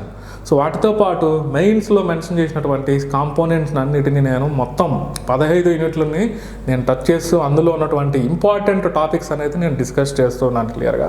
మీరు కావాలంటే నా కోర్స్ అనేది ఒకసారి ఓపెన్ చేసి క్లియర్గా ఇంట్రడక్షన్ కాడ నుంచి మిగతా ఈచ్ కాంపోనెంట్లో ఉన్నటువంటి ఫస్ట్ క్లాస్ అనేది మీరు చూడొచ్చు క్లియర్గా. సో దాన్ని బట్టి మనం అనుకోవాల్సిన విషయం ఏంది, సో మనకు ఒక ఇంటిగ్రేటెడ్ అప్రోచ్ అనేది అవసరం అనేది మనం తెలుసుకోవాలి. సో అలా కాకుండా ఏదో బ్లైండ్గా అందరూ ఫాలో అయినట్టు ఒక మెయిన్స్ కోచింగ్ పోతా క్వశ్చన్ అండ్ ఆన్సర్స్ కనుక చదువుకుంటూ ఉంటే మాత్రం మనకి స్కోర్ అనేది రాదు. ఈవెన్ ప్రిలిమ్స్లో కూడా మనం లాస్ అయ్యేదానికి పాసిబిలిటీ ఉంది. మనం ప్రిలిమినరీ పార్ట్ కూడా సక్సెస్ అవ్వాలి, అదేవిధంగా ఆ ప్రిలిమినరీ పార్ట్లో నేర్చుకున్నటువంటి బేసిక్స్ అనేది కూడా మెయిన్స్కి మనకి యూజ్ అవ్వాలి. సో అల్టిమేట్గా మన మెయిన్స్లో ఒక 150 క్వశ్చన్స్ అనేది ఇది కూడా నేను మీకు ప్రొవైడ్ చేయడం జరుగుతుంది. సో ఇంకొక ఆప్షన్ ఏంటంటే నేను ప్రొవైడ్ చేసేటువంటి క్లాసెస్లో సో మీకు ఎగ్జామినేషన్ అనేది ఒక 2 నెలలు ఉంది అనగా నేను ఖచ్చితంగా 150 క్వశ్చన్స్ అనేది ఎక్స్పెక్టెడ్ క్వశ్చన్స్ అనేది మీకు ప్రొవైడ్ చేయడం జరుగుతుంది క్లియర్గా. సో నేను ఆల్రెడీ ఇంతకుముందు నేను ప్రీవియస్గా 2020లో నా ఓన్ ఆర్గనైజేషన్ తరపున నేను ప్రొవైడ్ చేసినటువంటి క్వశ్చన్స్లో 60 క్వశ్చన్స్లో నేను ప్రొవైడ్ చేసినటువంటి 60 క్వశ్చన్స్లో డైరెక్ట్గా 10 క్వశ్చన్స్ వచ్చినాయి, 2 క్వశ్చన్లు ఇండైరెక్ట్గా వచ్చినాయి అనేది మీకు చెప్తున్నాను క్లియర్గా. సో ఈసారి కూడా నేను తెలంగాణకి సంబంధించి నేను క్లియర్గా 150 క్వశ్చన్స్ అనేది ఈ కోర్స్ ఎవరైతే సబ్స్క్రైబ్ చేసుకున్నారో వాళ్ళ కోసం నేను సో నాకున్నటువంటి అనాలసిస్, నాకున్నటువంటి ఎక్స్పీరియన్స్, నాకున్నటువంటి ప్రిడిక్షన్తో 150 క్వశ్చన్స్ అనేది మీకు 2 నెలల ముందర నేను ప్రొవైడ్ చేయడం జరుగుతుంది. సో నేను ప్రొవైడ్ చేసినవి మాత్రమే చదవమని నేను చెప్పట్లేదు, బట్ నేను చేసినటువంటి క్వశ్చన్స్ మాత్రం ఆ 150 క్వశ్చన్స్ మాత్రం తరోగా ఉండండి, వాటిని ఖచ్చితంగా మీరు నేర్చుకోండి. సో మీకు గినక రేపు ఖచ్చితంగా ఎగ్జామినేషన్స్లో వాటిలో నుంచి ఒక 10 క్వశ్చన్స్ వచ్చినా కూడా మీకు హెల్ప్ఫుల్గా ఉంటుంది. సో వాటితో పాటు నేను చెప్పినటువంటి మిగతా టాపిక్స్ కూడా మీరు కాన్సన్ట్రేషన్ చేయాల్సి వస్తుంది. బట్ ఇది ఏంటంటే ఒక అడిషన్ అన్నమాట. సో మీ ప్రిపరేషన్ని నేను ఈజీగా క్రాక్ చేసే విధంగా నేను 150 క్వశ్చన్స్ అనేది ప్రొవైడ్ చేయడం జరుగుతుంది. నేను చేసినట్టే వస్తాయనేది గ్యారంటీ లేదు, అది ప్రిడిక్షన్ మాత్రమే. బట్ ఖచ్చితంగా అయితే మీకైతే హెల్ప్ అయితే ఖచ్చితంగా 100% అవుతుంది అనేది నేను చెప్తున్నా ఇండైరెక్ట్గా. సో అంతకు మించి మనము అనవసరమైన విషయాలు మనం చదువుకుంటూ అనవసరమైన వేరేటన్నీ మనం చదువుతూ ఉన్నాం అనుకోండి, మనకేమీ రాదు, దానివల్ల ఒక రూపాయి కూడా మనకు ఉపయోగం ఉండదు, క్లియర్గా చెప్తున్నాను నేను. సో దీన్ని క్లియర్గా ఒక సైంటిఫిక్ అప్రోచ్గా ఒక స్ట్రాటజిక్గా మనం ప్రిపేర్ అయినప్పుడు మాత్రమే ఆ 150 మార్క్స్లో మనకి సో 150 అంటే నేను ఎందుకు అంటున్నా అంటే ఇక్కడ సో ఆ పేపర్ 4లో ఉన్నటువంటి ఈ ఎన్విరాన్మెంట్ పార్ట్ అనేది కూడా ఒక 50 మార్క్స్కి, పేపర్ 5లో ఉన్నటువంటి 100 మార్క్స్, ఆ రెండు కంబైన్ చేస్తే 150 అంటున్నాను నేను ఇక్కడ. సో ఏపీలో అనుకోండి క్లియర్గా 150 మార్క్స్కి క్వశ్చన్ క్లియర్గా ఒక పేపర్ ఉంది. బట్ తెలంగాణ సిలబస్లో పేపర్ 5లో మీకు సో ఈ 2 టెక్నాలజీ పార్ట్స్తో పాటు క్లియర్గా అర్థమెటిక్ పార్ట్ అనేది మెన్షన్ చేస్తున్నారు. సో అది పక్కన పెడితే నేను ఓవరాల్గా నేను ప్రొవైడ్ చేసేటువంటి క్లాసెస్ ద్వారా 150 మార్క్స్కి 100+ అనేది తెచ్చుకునేదానికి పాసిబిలిటీ ఉంది. అట్ ది సేమ్ టైం ఇంకొక అడ్వాంటేజ్ ఏంటంటే సో ప్రిలిమినరీ పార్ట్లో మీరు ఖచ్చితంగా బేసిక్స్ క్లాసెస్ అనేది కూడా నేను ప్రొవైడ్ చేస్తున్నా క్లియర్గా.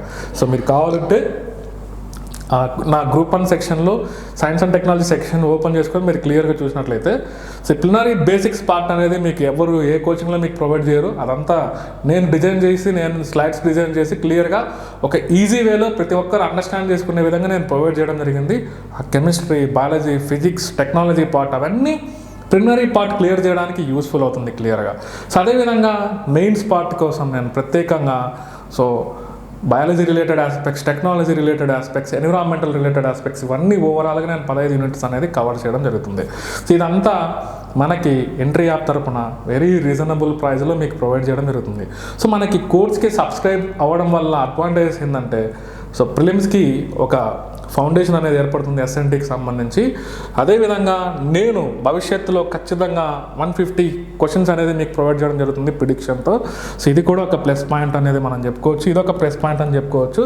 దాంతోపాటు మెయిన్స్కి సంబంధించి కంప్లీట్ ఇన్ఫర్మేషన్, ఆ 15 యూనిట్స్కి సంబంధించి complete data, so complete classes, complete concepts అనేది మీకు ప్రొవైడ్ చేయడం జరుగుతుంది. సో ఖచ్చితంగా అప్కమింగ్ గ్రూప్ 1 ఎగ్జామినేషన్స్లో ఒక ఇన్ఫ్లుయెన్స్ అయితే మీ యొక్క ప్రిపరేషన్ని ఒక ఇన్ఫ్లుయెన్స్ అయితే చేస్తుందని నేను ఖచ్చితంగా చెప్పగలను. సో దీన్ని బట్టి మన యొక్క ప్రిపరేషన్ అనేది ఈ స్ట్రాటజిక్గా ఉండాలనేది నేను ఇక్కడ చెప్పాను. సో ఒకసారి మనం ఇలా ఉండాలని చెప్తున్నాం. ఇది ఎప్పుడైతే మనకి ఇలా చదువుకున్నట్లయితే మన మార్క్స్ అనేది అడ్వాంటేజ్ బూస్టింగ్ ఉంటుంది. ఖచ్చితంగా ప్రిలిమ్స్లో 20 మార్కులు అనేది ఎక్స్ట్రా ఉంటుంది. సో మెయిన్స్లో కూడా మనకి ర్యాంక్ వచ్చేదానికి ప్రాబిలిటీ ఎక్కువగా ఉంటుంది. ర్యాంక్ వచ్చినా కూడా సో ఇన్ కేస్ ఇంటర్వ్యూలో తక్కువైనా కూడా మెయిన్స్లో ఎక్కువ స్కోర్ ఉండడం వల్ల మంచి సర్వీస్ వచ్చేదానికి పాసిబిలిటీ ఉంటుంది.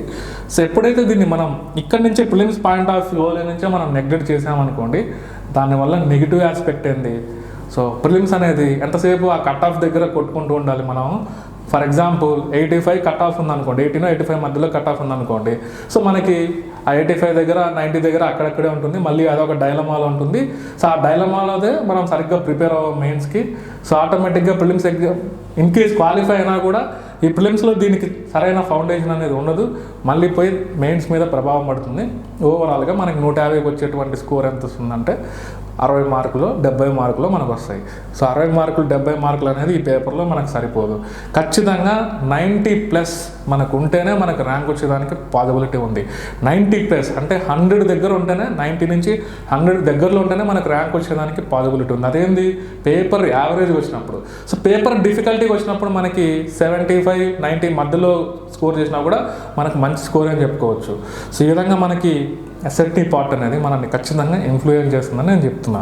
సో మనకి క్లాసెస్ వల్ల మనకు క్లియర్లీ నేను ఈ ఫ్లో చార్ట్స్ ఎలా వేయాలని నేను చూపిస్తాను, ఈ డయాగ్రామ్స్ అనేది ఎలా వేయాలనేది నేను చూపిస్తాను, టేబులర్ ఫార్మాట్లు అనేది ఎలా ఇంక్లూడ్ చేయాలని నేను చూపించడం జరుగుతుంది. దానితో పాటు ఈ 150 క్వశ్చన్స్ అనేది నేను ప్రొవైడ్ చేస్తాను. మీరు కావాలంటే నేను ఆల్రెడీ శాంపిల్ క్వశ్చన్స్ మీరు చూసుకోవచ్చు యాప్లో క్లియర్గా. సో 150 క్వశ్చన్స్ అనేది ఖచ్చితంగా మీకు ఇన్ఫ్లుయెన్స్ చేస్తుంది. Plus preliminary part.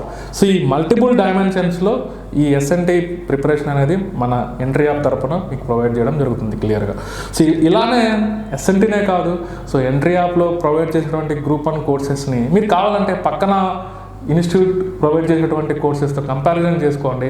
కంపారిజన్ చేసుకున్న తర్వాతే జాయిన్ అవ్వండి క్లియర్గా ఈ కోర్సులో. సో మీకు ఖచ్చితంగా అయితే ఇన్ఫ్లుయెన్స్ అయితే ఉంటుంది. సో ఇప్పుడు మనం ఒకసారి ఈ సిలబస్ అనేది ఎలా మెన్షన్ చేశారో మనకి సిలబస్ కాపీస్లో ఒకసారి మనం పరిశీలించుకున్నాం. సో మనం అంటున్నాం క్లియర్గా ఈ ప్రిలిమినరీ పార్ట్లో నేను ఇక్కడ ఈ పార్ట్ అనేది నేను డివైడ్ చేసి ఇక్కడ పెట్టినాను. గ్రూప్ 1 సిలబస్ ప్రిలిమినరీ పార్ట్ చూడండి, ఇక్కడ మెంటల్ ఎబిలిటీ అనేది కూడా ఉంది క్లియర్గా. ఈ పార్ట్ అనేది మీకు ఖచ్చితంగా ఇన్ఫ్లుయెన్స్ చేస్తుంది. ఎందుకంటే స్కోరు చాలామంది ఇందులో 25కి 20 మార్కులు తెచ్చుకునే వాళ్ళు ఉంటారు. ఈ బ్యాంక్ ఎగ్జామ్స్కి ప్రిపేర్ అయ్యేవాళ్ళు, ఎస్ఎస్సి ఎగ్జామ్ ప్రిపేర్ అయ్యేవాళ్ళు, పోలీస్ ఎగ్జామ్ ప్రిపేర్ అయ్యేవాళ్ళు, వాళ్ళకి చాలా ఈజీ. సో వాళ్ళతో పోటీ పడాలంటే మనము ఎస్ఎన్టీ మీద కమాండ్ ఉండాలి. ఎందుకంటే వాళ్ళు ఆల్రెడీ అందులో బాగా నలిగిపోయి ఉంటారు కాబట్టి క్లియర్గా వాళ్ళు 100% మార్క్స్ తెచ్చుకునేదానికి పాసిబిలిటీ ఉంది. మనకి కొంచెం ఆర్ట్స్ గ్రూప్ లేదా సైన్స్ గ్రూప్ వాళ్ళు ఉంటారు అనుకోండి, అందులో వాళ్ళతో పోలిస్తే మనం ఒక 5 నుంచి 7-8 మార్కులు బ్యాక్ వచ్చేదానికి పాసిబిలిటీ ఉంది. ఆ 7-8 మార్కులు మనం ఎక్కడ కవర్ చేయాలంటే ఈ పార్ట్ క్లియర్గా. సో ఇవన్నీ కరెంట్ అఫైర్స్, ఆఫ్ కోర్స్ ఇవన్నీ కరెంట్ అఫైర్స్. సో ఈ పార్ట్ నేను చెప్తున్నా క్లియర్గా ఎన్విరాన్మెంటల్ ఇష్యూస్ ఈ పార్ట్ అనేది చాలా ఇన్ఫ్లుయెన్స్ చేస్తుంది అనేది క్లియర్గా. సో ఇక్కడ చూడండి ఎస్ఎన్టీ అని ఎక్కడ మెన్షన్ చేయలేదు, ఇక్కడ మెన్షన్ చేశారు మళ్ళీ. సో ఫస్ట్ వచ్చేసి జనరల్ సైన్స్ అన్నారు. సో దానికి ఒక సెమీకోలన్ పెట్టేసి India's achievements in science and technology అంటున్నారు. సో నేను సిలబస్ని ఎలా నేను సిగ్రిగేట్ చేశాను, సైన్స్ అండ్ టెక్నాలజీ సిలబస్ని science, general science part, technology part అని మనం ఎలా చెప్పామో సో ఇక్కడ కూడా క్లియర్గా అలాగే ఉంది. జనరల్ సైన్స్ సెక్షన్ కింద మనం chemistry, biology, physics, of course కొన్ని ఎన్విరాన్మెంటల్ కాన్సెప్ట్స్ ఇవన్నీ మనం నేర్చుకోవాల్సిన అవసరం ఉంది. సో దాని కిందికి మనకి టెక్నాలజీ కిందికి India's achievements in science and technology అంటుంది కదా. సో దాని కిందికి మనము space related, defence related, biotechnology related ఇవన్నీ మనం ప్రత్యేకంగా మనం తెలుసుకోవాల్సిన అవసరం ఉంది. సో మన కోర్సులో ఆల్రెడీ ఈ ప్రిలిమినరీ సెక్షన్ అనేది మీకు క్లియర్గా నేను ఆల్రెడీ ప్రొవైడ్ చేసి ఉన్నాను. మీరు కావాలంటే ఓపెన్ చేసుకోండి. క్లియర్ కోర్స్ అనేది కెమిస్ట్రీ, బయాలజీ, ఫిజిక్స్ ప్లస్ ఈ టెక్నాలజీ పార్ట్ అనేది మనం ప్రొవైడ్ చేయడం జరిగింది. సో అవన్నీ మనం ప్రిపేర్ అయ్యి ఈ వీటికి సంబంధించినటువంటి కరెంట్ అఫైర్స్ని కనుక మనం గ్రిప్ తెచ్చుకున్నట్లయితే క్లియర్లీ కరెంట్ అఫైర్స్, ఈ టెక్నాలజీ రిలేటెడ్ కరెంట్ అఫైర్స్ కనుక మనం సరైన విధంగా మనం నేర్చుకున్నట్లయితే అవుట్ ఆఫ్ 40కి 30 to 35 స్కోర్ చేయడం అనేది చాలా ఈజీ. ఈ కాన్సెప్ట్స్ కనుక మనకు క్లారిటీ ఉన్నట్లయితే. సో మెంటల్ ఎబిలిటీ మనం అంటున్నాం ఒక 25 అనేది మెంటల్ ఎబిలిటీ నుంచి రావచ్చు అనేది. ఆఫ్ కోర్స్ నేను ఇక్కడ మెన్షన్ చేయలేదు, సిలబస్ నెక్స్ట్ పార్ట్స్లో ఉన్నాయి క్లియర్గా.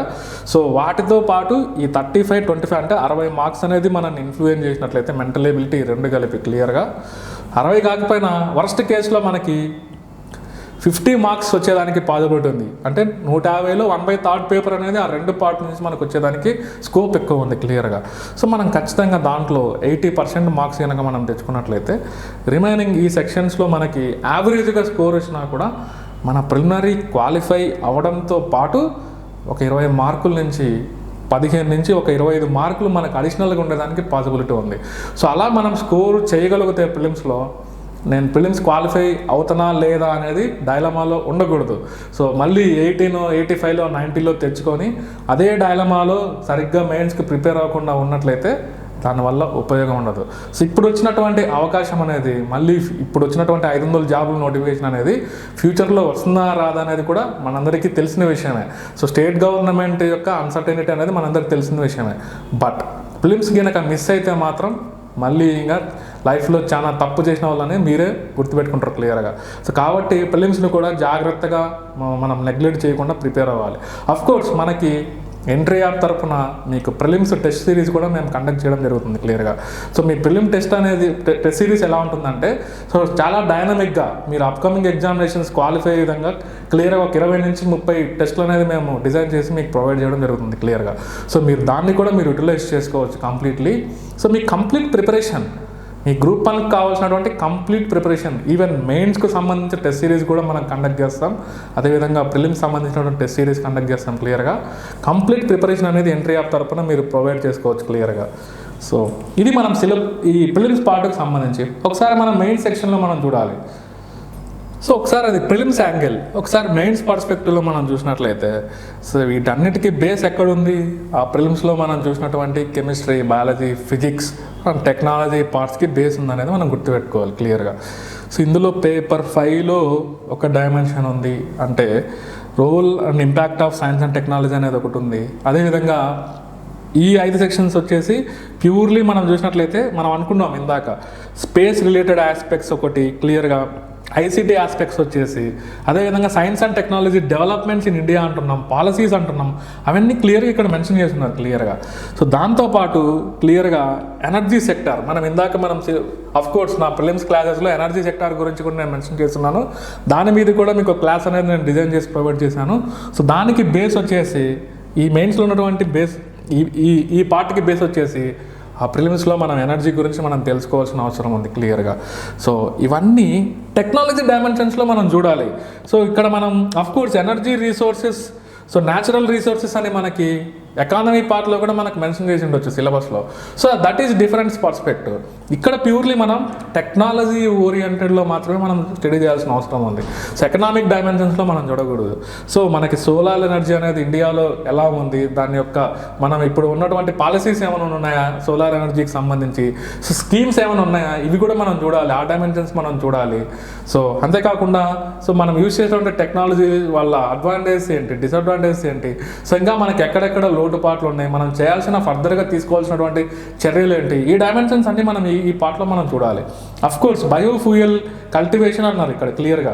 సో దీని మీద మనకి ఏపీలో సో వాట్ ఆర్ బయోఫ్యూయల్స్ అని అడిగి ఎక్స్ప్లెయిన్ అబౌట్ డిఫరెంట్ బయోఫ్యూయల్స్ అని అడిగి, దాంతోపాటు 2018లో సెంట్రల్ గవర్నమెంట్ తీసుకొని వచ్చినటువంటి బయో పాలసీ ఫ్యూయల్స్లో ఉన్నటువంటి సో నేషనల్ బయోఫ్యూయల్ పాలసీలో ఉన్నటువంటి హైలైట్స్ గురించి మెన్షన్ చేయమన్నారు. అంటే ఒక బయోఫ్యూయల్ గురించి చదివితే సరిపోయింది ఇక్కడ, అందులో what is biofuel, what is different types, ఇవన్నీ చదివితే సరిపోదు. వీటికి సంబంధించినటువంటి ప్రోగ్రామ్స్, స్కీమ్స్ అవన్నీ మనం ఫాలో అవ్వాల్సిన అవసరం ఉంది. సో ఇక్కడ స్పేస్ రిలేటెడ్ ఆస్పెక్ట్స్ సంబంధించి 2 యూనిట్స్ క్లియర్గా మెన్షన్ చేస్తున్నాయి క్లియర్గా. సో ఇవన్నీ మనకి క్లియర్గా వీటి గురించి ఎక్స్టెన్సివ్గా మనం మెయిన్స్లో మనం చదవాల్సిన అవసరం ఉంది. సో ప్రిలిమ్స్ డైమెన్షన్స్లో ఈ space programs in India its applications అని ఉంది కదా. సో మన జస్ట్ ఒక ఫౌండేషన్, సో మన ఇండియాలో మన ఇస్రో చేపడుతున్నటువంటి మెయిన్ థింగ్స్ ఏంటి, సో మనం డెవలప్ చేసుకున్నటువంటి సో ఇంజన్ స్పెషాలిటీ ఏంటి. ఫర్ ఎగ్జాంపుల్ క్రయోజెనిక్ ఇంజన్ అంటున్నాం, సో ఆర్ఎల్వి టీడీ అంటున్నాం. సో ఈ కాన్సెప్ట్స్ గురించి మనం తెలుసుకోవాలి, పిఎస్ఎల్వి గురించి, జిఎస్ఎల్వి గురించి. సో ఈ డైమెన్షన్స్ అన్నీ, అంతేకాకుండా హిస్టారికల్గా సో మన స్పేస్ సైన్స్ అనేది ఎలా డెవలప్ అయింది, ఎక్కడి నుంచి స్టార్ట్ అయింది, ఇప్పటి వరకు మనం సాధించినటువంటి విజయాలు ఏంటి. సో ఈ డైమెన్షన్స్ అన్నీ మనము ఖచ్చితంగా ప్రిలిమ్స్లో మనం తెలుసుకోవాలి. సో ఇవన్నీ మనకి మెయిన్స్లో మనం తెలుసుకోవాల్సిన అవసరం ఉంది క్లియర్గా మెయిన్స్ పార్ట్లో. సో ఇంకా ICT, basics in computers, nano technology, so ఇవన్నీ మనకి క్లియర్గా సో ప్రిలిమ్స్ సెక్షన్లో నేను మెన్షన్ చేస్తున్నాను. సో బేసిక్స్ ఇన్ కంప్యూటర్స్ గురించి అడిగారు, కంప్యూటర్స్లో ఉన్నటువంటి పార్ట్స్ గురించి, వాటి యొక్క రోల్ గురించి, సో వాటి గురించి మనం తెలుసుకోవాలి. అంతేకాకుండా ఇన్ఫర్మేషన్ కమ్యూనికేషన్ టెక్నాలజీకి సంబంధించి latest developments, for example so block chain technology గురించి అడగవచ్చు, లేదా సో బిగ్ డేటా అనలైటిక్స్ గురించి మనకు అడగచ్చు, క్లౌడ్ కంప్యూటింగ్ అనే కాన్సెప్ట్ మీద మనకు అడగచ్చు. సో ఇవన్నీ మనకి రీసెంట్ టైంలో మనకి బాగా మనం చూసినటువంటి అంశాల కిందకి మనం చూడవచ్చు. అంతేకాకుండా సైబర్ క్రైమ్స్ మీద మనం అడిగేదానికి పాసిబిలిటీ ఉంది క్వశ్చన్స్ అనేది. సో అంతేకాకుండా గవర్నమెంట్ తీసుకొని వచ్చినటువంటి పాలసీస్ ఏమైనా ఉన్నాయా ఇండియాలో ఇన్ఫర్మేషన్ కమ్యూనికేషన్ టెక్నాలజీకి సంబంధించి, ఆ డైమెన్షన్స్ అన్నీ మనం కవర్ చేయాల్సిన అవసరం ఉంది. సో నానో టెక్నాలజీ గురించి కూడా మనం తెలుసుకోవాలి. సో ఇదంతా. సో నెక్స్ట్ వచ్చేసి స్పేస్ ప్రోగ్రామ్స్ ఇన్ ఇండియా అంటున్నారు క్లియర్గా. సో వాటికి సంబంధించి మనం చూడాలి, applications of technology in India with reference to the education, agriculture and industry. So వీటికి సంబంధించి మనం క్లియర్గా వీటి మీద కాన్సన్ట్రేషన్ చేసి మనం ప్రిపేర్ అవ్వాల్సిన అవసరం ఉంది. Education related, agriculture related, industrial related. అంతేకాకుండా climate change, flood, cyclone, tsunami, natural and manmade disaster management. So వీటి మీద కూడా ఒక డైమెన్షన్ అనేది మనం ఇక్కడ చూస్తున్నాం. డిజాస్టర్ మేనేజ్మెంట్ మీద మనం చూస్తున్నాం. సో వీటిని నిర్మూలించడానికి మనం ఏమన్నా టెక్నాలజీస్ ఏమైనా ఉన్నాయా ఇండియాలో? సో ఆ డైమెన్షన్స్లో కూడా మనం చూడాలి క్లియర్గా. సో అప్పుడు మాత్రమే మనం ఈ పార్ట్ అనేది మనం కవర్ చేసినట్టు క్లియర్గా. సో దీంతో పాటు నెక్స్ట్ పార్ట్ అనేది మనం చూడండి క్లియర్గా. So modern trends in application of knowledge of science. So మనం అంటున్నాం క్లియర్గా. సో జనరల్ సైన్స్ కిందకి మనం కెమిస్ట్రీ, బయాలజీ, ఫిజిక్స్ అన్నాం క్లియర్గా. సో ఆ ఫిజిక్స్ నుంచి వచ్చిందే మనకి ఇవన్నీ మనకి ఏంటి స్పేస్ కానీ, డిఫెన్స్ కానీ, సో ఐసీటీలో ఉన్నటువంటి కొన్ని బేసిక్ ఆస్పెక్ట్స్ కానీ, సో ఎనర్జీ సెక్టార్ అంటున్నాం. సో ఎనర్జీ అనే కాన్సెప్ట్స్ కానీ ఇవన్నీ ఎక్కడి నుంచి డెవలప్ అయినాయంటే ఆ ఫిజిక్స్లో ఉన్నటువంటి కొన్ని బేసిక్ ఫండమెంటల్ డైమెన్షన్ నుంచి. సిమిలర్లీ మనకి సో బయాలజీ అనేది కూడా ఒకటి ఉంది మనకి సైన్స్లో మనం చూసినట్లయితే. సో అది మామూలుగా జనరల్ కామన్ సైన్స్ అనేది మనం అనుకున్నట్లయితే అలాంటి సైంటిఫిక్ ప్రిన్సిపల్స్ని బేస్ చేసుకొని టెక్నాలజీ పరంగా మనం ఎంతవరకు అభివృద్ధి అయ్యామనే డైమెన్షన్స్ అనేది సో ఇక్కడ మనకి క్లియర్గా హింట్ ఇచ్చారు పైన. So modern trends in application of knowledge of science of course. So వాటికి సంబంధించి మనకి ఇక్కడ క్లియర్గా మనం చూసినట్లయితే సో వ్యాక్సిన్స్ గురించి మనకు మెన్షన్ చేశారు. సో మనకి హ్యూమన్ ఎనాటమీ అండ్ ఫిజియాలజీ పార్ట్లో సో మన బాడీలో ముఖ్యమైన ఆర్గాన్ సిస్టమ్స్ ఉన్నప్పటికీ కూడా, ఫర్ ఎగ్జాంపుల్ కార్డియోవాస్కులర్ సిస్టమ్ అని, నర్వస్ సిస్టమ్ అని, సో రిప్రొడక్టివ్ సిస్టమ్ అని, డైజెస్టివ్ సిస్టమ్ అని, ఎండోక్రైన్ సిస్టమ్ అని ఇవన్నీ ఉన్నా కూడా మనకి సో ఇక్కడ మనకి ఇమ్యూన్ సిస్టమ్ సంబంధించినటువంటి బేసిక్స్ అనేది మనకు అడిగారు. సో దాంతోపాటు ఒక ఇన్ఫెక్షన్స్ మీద అడిగారు. సో ఇన్ఫెక్షన్స్కి ఇమ్యూన్ సిస్టమ్కి ఆబ్వియస్గా సంబంధం ఉందా లేదా? సో మన శరీరంలోకి ఏదన్నా ఒక సూక్ష్మజీవి కనుక మనం ప్రవేశించినట్లయితే సో ఖచ్చితంగా మన శరీరంలో ఫైట్ చేసేటువంటి వ్యవస్థ ఏంటి? సో మనకి డైజెస్టివ్ సిస్టమ్ ఫైట్ చేస్తుందా? నర్వస్ సిస్టమ్ ఫైట్ చేస్తుందా? నో. సో రోగ నిరోధక వ్యవస్థ అనేది మనకు శరీరంలో క్లియర్గా ఉంటుంది. సో ఆ ఇన్ఫెక్షన్స్ నుంచి మనల్ని కాపాడడానికి మన బాడీలో ఉన్నటువంటి ఇంపార్టెంట్ అవయవ వ్యవస్థ ఏంటంటే ఇమ్యూన్ సిస్టమ్. ఆ బయాలజీ రిలేటెడ్ 2 టాపిక్స్ అనేది ఇక్కడ అడిగారు చూడండి. సో మిగతా ఏమీ అడగలేదు ఇక్కడ. కార్డియోవాస్కులర్ సిస్టమ్, నర్వస్ సిస్టమ్ అవన్నీ మనం ప్రిపేర్ అవ్వాల్సిన అవసరం లేదు. మనమేమి ఇంటర్మీడియట్ జువాలజీ ఎగ్జామ్ రాయట్లేదు మనం ఇక్కడ. సో గ్రూప్ 1 ఎగ్జామ్ రాస్తున్నాం కదా. ఈ 2 పార్ట్స్ అనేది ప్రతి ఒక్కరూ తెలుసుకోవాల్సినటువంటి అవసరం ఉంది. సో ఈ 2 వాటి గురించి మనకు తెలియకుండా మన లైఫ్లో మనం రేపు ఉదయం గవర్నమెంట్ సర్వీస్లోకి వెళ్ళినా కూడా మైక్రోబ్స్ మీద కొన్ని ఇలాంటి ఆస్పెక్ట్స్ మీద మనకు సరిగ్గా బేసిక్ అవగాహన లేదనుకోండి. సో మన ఏరియాస్లో వచ్చేటువంటి కొన్ని డిసీజ్ని మనం ప్రివెంట్ చేయడము, సో అక్కడ ఖచ్చితంగా ఈ నాలెడ్జ్ అనేది మనకి యూస్ఫుల్ అవుతుంది అనేది ఆస్పెక్ట్స్లోనే ఈ 2 డైమెన్షన్స్లో మనకి ఈ సిలబస్లో మెన్షన్ చేస్తున్నారు. వన్ థింగ్ వచ్చేసి ఇమ్యూన్ సిస్టమ్. సో ఒక మైక్రో ఆర్గానిజం అనేది మన బాడీలోకి వెళ్ళినప్పుడు ఎలా ఫైట్ చేస్తుంది అంటే క్లియర్గా ఇమ్యూన్ సిస్టమ్ వర్సెస్ ప్యాథోజన్స్. ఆ 2 డైమెన్షన్స్ అనేది ఇక్కడ మెన్షన్ చేశారు. ఒకటి ఇమ్యూన్ సిస్టమ్ గురించి మనం చదవాలి, ప్యాథోజన్స్ అంటే డిసీజ్ కాజింగ్ ఏజెంట్స్ మనం చదవాలి. సో ఆ 2 ఇంటర్ రిలేటెడ్ కాబట్టి ఇక్కడ మనకి సిలబస్ అనేది క్లియర్గా మెన్షన్ చేశారు. అంతేగాని నర్వస్ సిస్టమ్ గురించో రిప్రొడక్టివ్ సిస్టమ్ గురించి ఇక్కడ మెన్షన్ చేయలేదు. ఈ 2 పార్ట్స్ అనేది డైరెక్ట్గా మనకి ఖచ్చితంగా 10 మార్క్స్ క్వశ్చన్స్ అనేది మనకు డైరెక్ట్గా ఇవ్వాలి ఖచ్చితంగా 15 యూనిట్స్లో. సో ఖచ్చితంగా ప్రతి పార్ట్ నుంచి క్వశ్చన్ అనేది ఇవ్వాలి ఖచ్చితంగా. అందుకోసమే ఇక్కడ మెన్షన్ చేశారు క్లియర్గా. అంటే ఈ 2 యూనిట్స్ అనేది ప్రతి ఒక్కరూ ఖచ్చితంగా ఆ ఫండమెంటల్స్ అనేది ప్రతి ఒక్కరు నేర్చుకొని ఉండాలి. సో వీటికి బేస్ వచ్చేసి ఇంటర్మీడియట్ బుక్స్, క్లియర్గా ఇంటర్మీడియట్ బయాలజీ ఎన్సీఆర్టీ బుక్స్ లేదా తెలుగు మీడియంలో చదువుకునే వాళ్ళకు సో తెలంగాణ గవర్నమెంట్ రిలీజ్ చేసేటువంటి తెలుగు అకాడమీ బుక్స్ అనేది, బయాలజీ బుక్స్ అనేది బేస్, జువాలజీ బుక్స్ అనేది బేస్ క్లియర్గా. సో ఇక్కడ చూడండి మైక్రోబియల్ ఇన్ఫెక్షన్స్ అంటే క్లియర్గా మనం అంటున్నాం ఇందాక bacterial, viral, protozoal, fungal infections అంటున్నాం. సో దీనికి మనకి ప్రిలిమినరీ పార్ట్లో ఎక్కడ బేస్ ఉందంటే మనం బయాలజీలో ప్రిపేర్ అయ్యేటప్పుడు ఇన్ఫెక్షన్స్ అనే ఒక చాప్టర్ మనం చదువుతాం. ఆ ఇన్ఫెక్షన్స్ చాప్టర్లో మనకి బ్యాక్టీరియా గురించి, వైరస్ గురించి, ఫంగస్ గురించి, ప్రోటోజోన్స్ గురించి మనం అక్కడ క్లియర్గా వాటికి సంబంధించినటువంటి డిస్క్రిప్షన్ మనం ప్రిపేర్ అవ్వాల్సిన అవసరం ఉంది.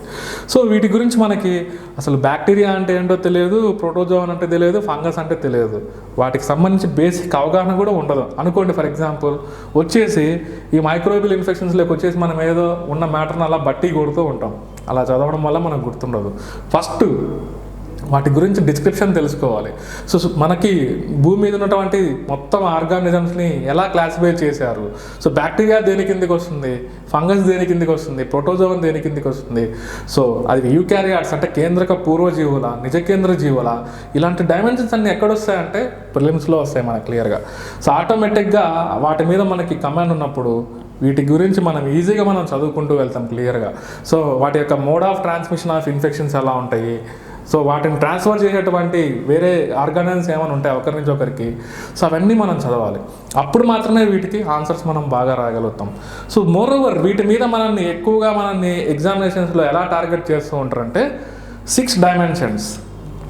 సో ఈ డిసీజ్ సంబంధించి 6 డైమెన్షన్స్. 1 వచ్చేసి సో బేసిక్ ఆ డిసీజ్ కాజింగ్ ఏజెంట్ అనేది ఏంటి, సో మలేరియాకి సంబంధించి డిసీజ్ కాజింగ్ ఏజెంట్ రాయమంటారు, సో అదో డైమెన్షన్స్. అంతేకాకుండా మోడ్ ఆఫ్ ట్రాన్స్మిషన్, సో ఈ ఎన్సెఫలైటిస్ సంబంధించి మోడ్ ఆఫ్ ట్రాన్స్మిషన్స్ రాయమని అడగచ్చు. సో దానికి సంబంధించినటువంటి ప్యాథోజెనెసిస్ అంటే శరీరంలోకి ఆ సూక్ష్మజీవి ఎంటర్ అయిన తర్వాత ఆ సూక్ష్మజీవి మొదట ఏ ఆర్గాన్స్ని టార్గెట్ చేస్తుంది, ఫైనల్గా మనకి ఆ సూక్ష్మజీవి వలన మన ఇంటర్నల్ వ్యవస్థ అనేది దెబ్బతిన్న తర్వాత మనకి వ్యాధి లక్షణాల రూపంలో, సిమ్టమ్స్ రూపంలో ఎలా బయటపడుతున్నాయి అనే డైమెన్షన్ అప్పటి వరకు, అంటే లోపల ఎలా డెవలప్ అవుతుంది ఆ డిసీజ్ అనేది మొత్తం మనం ప్యాథోజెన్సిస్లో మనం చదవాల్సిన అవసరం ఉంది. నెక్స్ట్ వచ్చేసి సిమ్టమ్స్, వ్యాధి లక్షణాలు మనం చూడాలి. నెక్స్ట్ వచ్చేసి డయాగ్నోసిస్, వ్యాధి నిర్ధారణ గురించి మనం చూడాలి. సో నెక్స్ట్ వచ్చేసి treatment. So more over preventive measures అంటే నిర్మూలన కార్యక్రమాలు. సో ఇదంతా ఈ disease causing agent, mode of transmission అనేది ఒక పార్ట్ కిందకి మనం చదవాలి క్లియర్గా ఆ డిసీజ్ సంబంధించి. సో ఇదొక పార్ట్,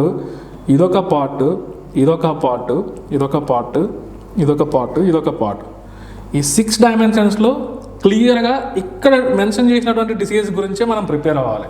సో వాళ్ళు క్లియర్గా పేర్లు ఇక్కడ మెన్షన్ చేశారు కదా, సో వాటి గురించే మనం ఈ 6 డైమెన్షన్స్లో మనం చదవాలి. సో ఖచ్చితంగా వాటి నుంచి ఒక 10 మార్కులు క్వశ్చన్ వచ్చేదానికి పాసిబిలిటీ ఉంది.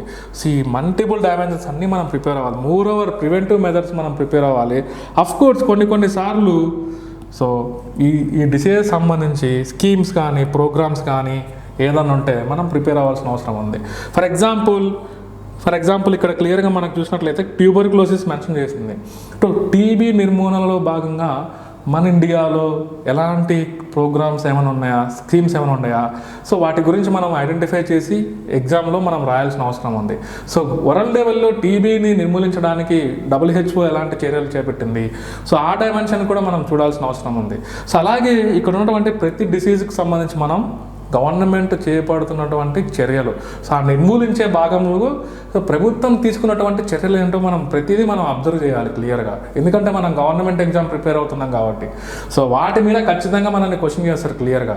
సో మిగతా వాళ్ళకి ఇవన్నీ ఎవరైనా బట్టి కొట్టి రాస్తారు, బట్ అవైతే ఎవరైతే క్లారిటీగా గవర్నమెంట్ స్కీమ్స్ మీద, ప్రోగ్రామ్స్ మీద క్లారిటీగా ఉండి సో వాళ్ళు అందులో ఉన్నటువంటి హైలైట్స్ కనుక మనం గుర్తుపెట్టుకొని మెన్షన్ చేస్తే మిగతా వాళ్ళతో పోలిస్తే మనకు 1 మార్కు 2 మార్కులు ఎక్కువ వేసేదానికి పాసిబిలిటీ ఉంది. దీని అన్నిటికీ ఖచ్చితంగా మనం అలా ప్రిపేర్ అవ్వాల్సిన అవసరం ఉంది. ప్లస్ కరెంట్ అఫైర్స్ కూడా మనం ఫాలో అవ్వాల్సిన అవసరం ఉంది. అంతేకాని ఇవన్నీ ఎవరైనా ప్రిపేర్ అవుతారు. అఫ్కోర్స్ నీట్ ఎగ్జామ్ ప్రిపేర్ అయ్యే వాళ్ళు, ఇంటర్మీడియట్ వాళ్ళు కూడా ఇవన్నీ రాయగలుగుతారు క్లియర్గా. సో మనకి వాళ్ళకి డిఫరెన్స్ ఏంటంటే ఆ స్కీమ్స్, ప్రోగ్రామ్స్, సో చర్యలు అనేది ఇంపార్టెంట్ అనమాట ఖచ్చితంగా. సో ఆటోమేటిక్గా మనము క్లియర్గా యూనిట్ అనేది ఎక్స్టెన్సివ్గా మనం చదువుతాం ఆటోమేటిక్గా మన కోర్సులో భాగంగా. ప్లస్ వీటికి సమాధానం ఎలా రాయాలనేది కూడా నేను మీకు చెప్పడం జరుగుతుంది క్లియర్గా. మీరు కావాలంటే చూసుకోవచ్చు ప్లేలిస్ట్లో. సో ఈ విధంగా ఈ యూనిట్ అనేది మనం కంప్లీట్ చేయాలి క్లియర్గా. సో ఈ డైమెన్షన్ వచ్చేసి, ఈ యూనిట్లో వచ్చేసి ఇమ్యూనిటీ అనేది ఇమ్యూన్ సిస్టమ్. సో ఇమ్యూనిటీ కూడా మన బాడీలో ఉన్నటువంటి ఒక ఆర్గాన్ సిస్టమ్ మాదిరి మనం ఇమాజిన్ చేసుకొని, ఆర్గాన్ సిస్టమ్ అంటే అందులో ఇమ్యూన్ సిస్టమ్ సంబంధించినటువంటి ఆర్గాన్స్ ఉంటాయి, సెల్స్ ఉంటాయి. అదేవిధంగా ఆ సెల్స్ నుంచి రిలీజ్ అయినటువంటి కొన్ని థింగ్స్ అనేది మన బాడీలో ఎలాంటి యాక్టివిటీని చేస్తాయి క్లియర్గా. So what are antibodies, what is the role of antibody in our body, what are different types of antibodies, what are different types of immunity. So ఇవన్నీ మనం ఇంట్రడక్షన్ టు ఇమ్యూనిటీలో చాప్టర్లో మనం క్లియర్గా మనం చూడాలి. సో మీరు కావాలంటే నా క్లాస్లో మీరు చూడండి ఒక క్లాస్ క్లియర్గా. సో అవన్నీ మనం చదివిన తర్వాత ఈ వ్యాక్సిన్స్ గురించి ప్రత్యేకంగా మనకి మెన్షన్ చేశారు సిలబస్లో. వీటి మీద క్వశ్చన్ లేకుండా ఏ గ్రూప్ 1 ఎగ్జామ్ అనేది మనకు ఉండదు. అఫ్కోర్స్ గ్రూప్ 1 ఎగ్జామ్లో ఉన్నటువంటి అడ్వాంటేజ్ ఏంటంటే ఇంటర్నల్ ఛాయిస్ అనేది మనం చూస్తాం. సో 15వ క్వశ్చన్లో ఏ అనేది ఉంటుంది, 15వ క్వశ్చన్లో బి అనేది ఉంటుంది. సో ఖచ్చితంగా మన ఇష్టం, మనం ఏ అయినా రాయొచ్చు, బి అయినా రాయొచ్చు.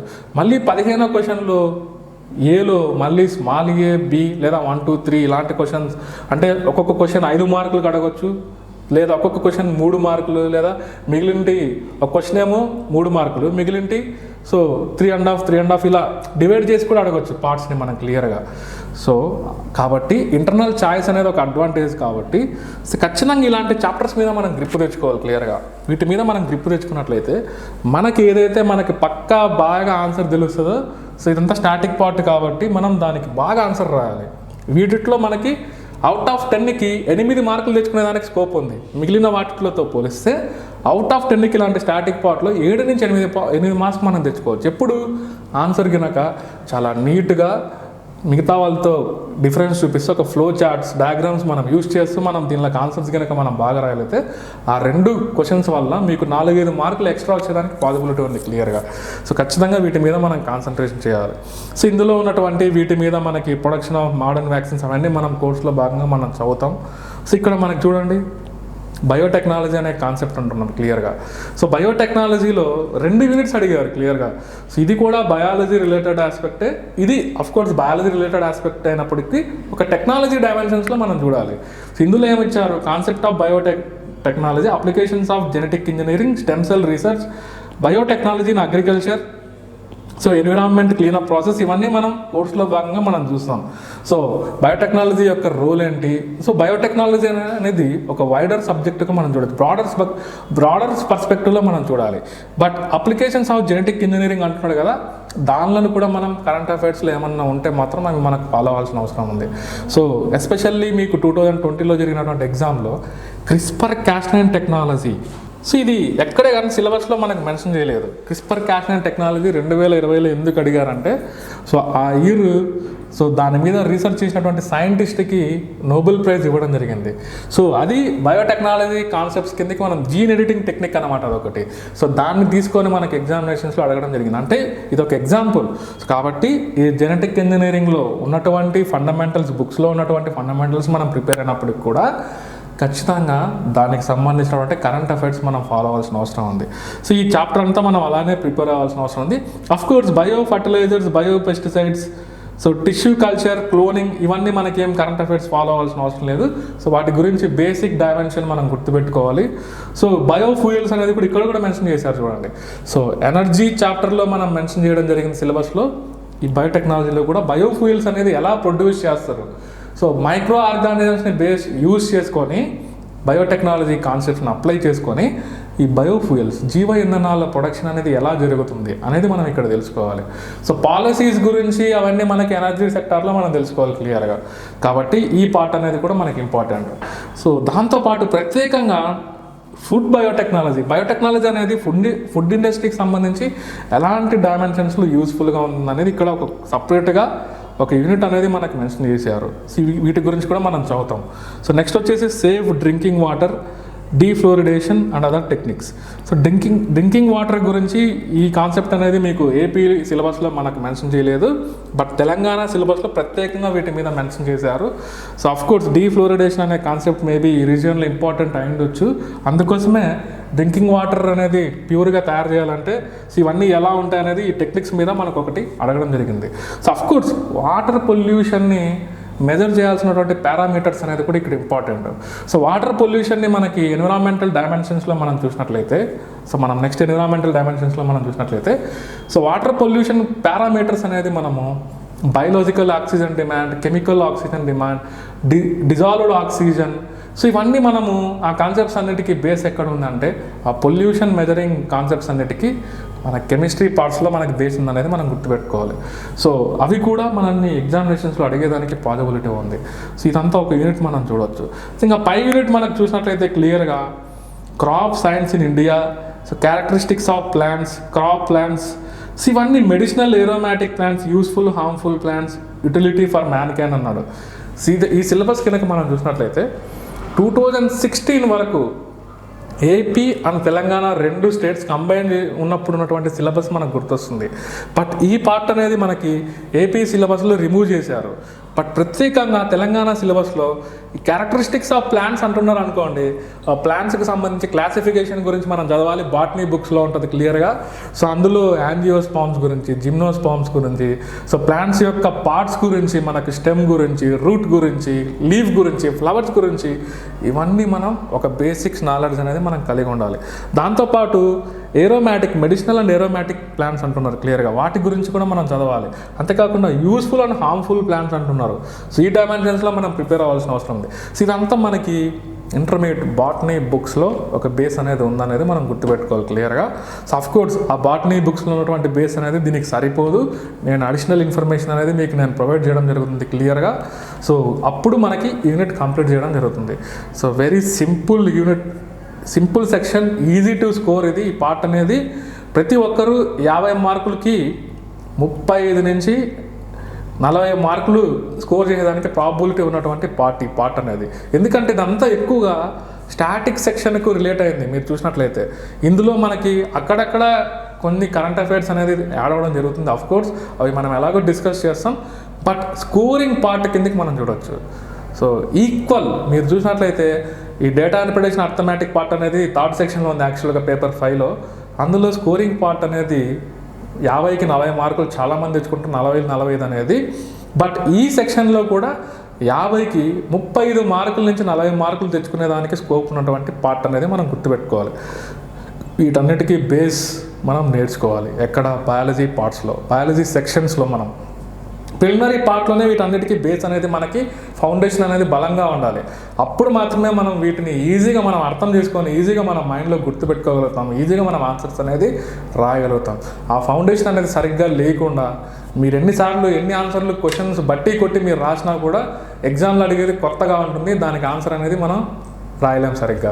సో ఎప్పుడైతే మనం కొంచెం అండర్స్టాండింగ్తో ఒక స్ట్రాటజిక్గా మనం ప్రిపేర్ అవుతే మాత్రం దీన్ని మనం ఈజీగా స్కోర్ చేయడానికి ఎక్కువ స్కోప్ ఉన్నటువంటి పార్ట్ క్లియర్గా. సో వెరీ వెరీ ఇంపార్టెంట్ ఈ సెక్షన్ కూడా. సో దీంతో మనకి టెక్నాలజీ డైమెన్షన్ అనేది మనకు అయిపోయింది క్లియర్గా. మనకు సిలబస్లో 100 మార్క్స్కి టెక్నాలజీ డైమెన్షన్స్లో మనకి మెన్షన్ చేశారు. సో ఇంతటితో సరిపోతుందా? లేదు. మనకి అఫ్కోర్స్ పేపర్ 4లో ఎన్విరాన్మెంటల్ సెక్షన్ అనేది మనకి ఇచ్చారు. అఫ్కోర్స్ అది ఎందుకు అలా ఇచ్చారో మనకు తెలియదు. బట్ ఏపీ పార్ట్లో మాత్రం ఎన్విరాన్మెంటల్ సెక్షన్తో కలిపి 150 మార్కులకు ఉంది.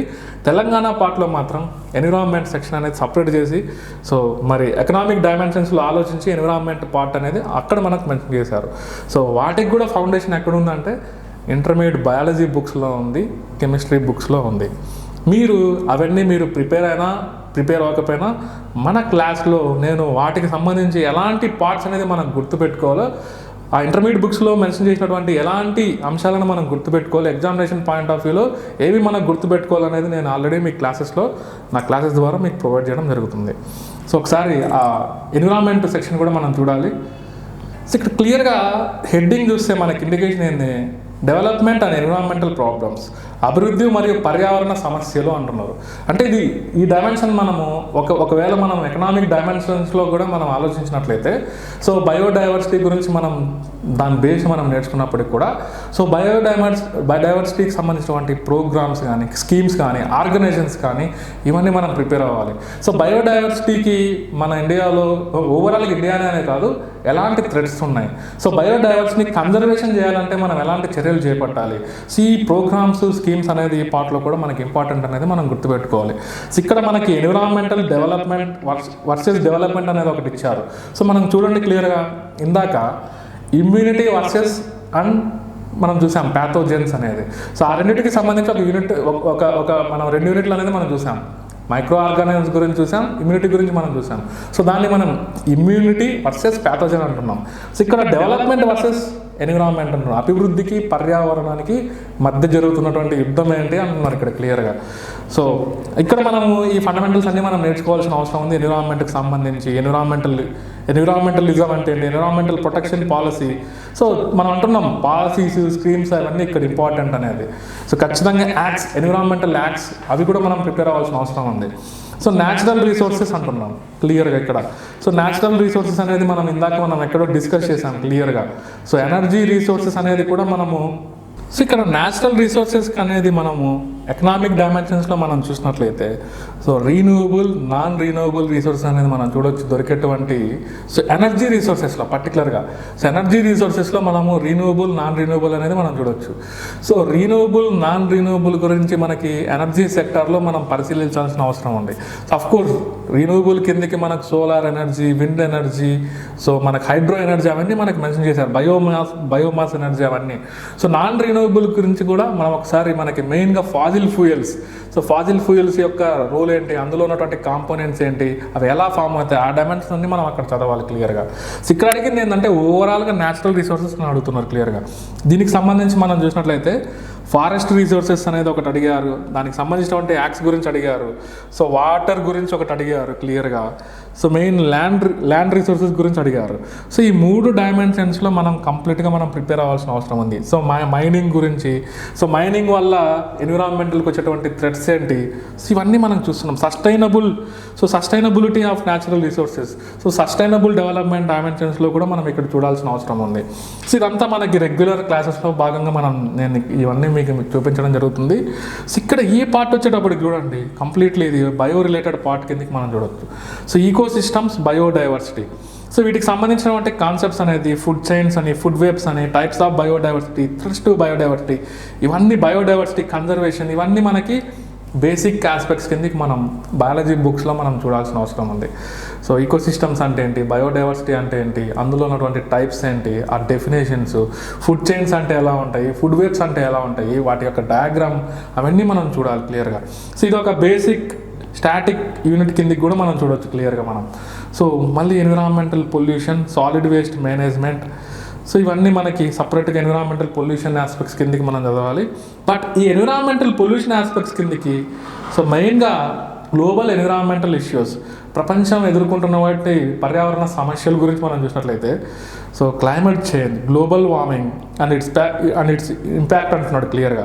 So climate change, global warming అంటున్నాడు. క్లైమేట్ చేంజ్ వచ్చేదానికి రీజన్స్ ఏమేమి ఉన్నాయి, సో అందులో పార్ట్గానే మనకి గ్లోబల్ వార్మింగ్ అనేది కూడా అందులో పార్ట్ కిందకే మనం అనుకోవచ్చు. సో ఇంకా యాసిడ్ రైన్స్ గురించి, ఓజోన్ లేయర్ డిప్లీషన్ గురించి, అవన్నీ మనం ఎన్విరాన్మెంటల్ పొల్యూషన్ వల్ల వచ్చేటువంటి ప్రాబ్లమ్స్ కిందకి మనం చదవాల్సిన అవసరం ఉంది. సో అవన్నీ మనకి ఈ సెక్షన్లో మనం చూడాలి ఖచ్చితంగా. సో దీన్ని బట్టి మనం చూసినట్లయితే సో ఏపీకి తెలంగాణకి ప్రత్యేకంగా డిఫరెన్స్ అంటూ ఏమీ లేదు ఇక్కడ. సో మీరు ఫర్ ఎగ్జాంపుల్ ఏపీ వాళ్ళ సిలబస్ కనుక మీరు ఓపెన్ చేసినట్లయితే అందులో మీకు ప్రత్యేకంగా ఉన్నటువంటి పార్ట్ ఏముందంటే వన్ థింగ్ వచ్చేసి ఇంటలెక్చువల్ ప్రాపర్టీ రైట్స్ అనేది మనకు మెన్షన్ చేశారు. అఫ్కోర్స్ తెలంగాణ పార్ట్లో కూడా మనకి సో మనం ఫస్ట్ సెక్షన్స్లో science and technology developments and India అంటున్నాం కదా, అందులో ఒక కాంపోనెంట్గా మనకి ఇంటలెక్చువల్ ప్రాపర్టీ యాక్ట్స్ గురించి కూడా మనం చదవాలి క్లియర్గా. సో ఒకసారి ఒక బేసిక్ ఆస్పెక్ట్స్ దాని గురించి కూడా మనం తెలుసుకోవాలి. బట్ ప్రత్యేకంగా ఏపీ సిలబస్లో మాత్రం ఇంటలెక్చువల్ ప్రాపర్టీ రైట్స్ గురించి ఒక యూనిట్ అనేది మనకు మెన్షన్ చేయడం మనం అబ్జర్వ్ చేస్తున్నాం. అంతేకాకుండా తెలంగాణ సిలబస్కి ఏపీ సిలబస్కి ఉన్నటువంటి డిఫరెన్స్ ఏంటంటే ఇందులో తెలంగాణ సిలబస్లో మనకి క్లియర్గా ఫుడ్ బయోటెక్నాలజీ మీద సో వాటి మీద కాన్సన్ట్రేషన్ చేయడం జరిగింది. అంతేకాకుండా సో ప్లాంట్స్ గురించి కూడా మనకి ఇక్కడ మెన్షన్ చేశారు క్లియర్గా. ప్లాంట్స్ గురించి, క్రాప్ సైన్స్ గురించి ఇవన్నీ మనకి తెలంగాణ సిలబస్లో మనకి మెన్షన్ చేశారు. బట్ ఏపీలో మాత్రం ఆ క్రాప్ సైన్స్ గురించి, బాటనీ రిలేటెడ్ ఆస్పెక్ట్స్ అన్నీ రిమూవ్ చేయడం జరిగింది సిలబస్లో. అదేవిధంగా ఫుడ్ బయోటెక్నాలజీ గురించి పెద్ద అడగలేదు. సో ఇంకొకటి ఎనర్జీ సెక్టార్ అనేది ఏపీలో ఉంది, తెలంగాణ పార్ట్లో ఉంది. బట్ ఏపీలో మనం చూసినట్లయితే అఫ్కోర్స్ న్యూక్లియర్ టెక్నాలజీ దాని మీద కూడా ప్రత్యేకంగా అడగడం జరిగింది. బట్ ఇందులో మనం చూసినటువంటి పార్ట్లో ఆ న్యూక్లియర్ టెక్నాలజీ అనేది లేకుండా ఉన్నప్పటికీ కూడా మనం ప్రత్యేకంగా వాటి మీద మనకి చదవాల్సిన అవసరం. Latest developments, science and technology developments and India అన్నాడు కదా పైన, సో వాటి కిందికి మనం ఆలోచించి దాన్ని కూడా మనం నేర్చుకోవాల్సిన అవసరం ఉంది.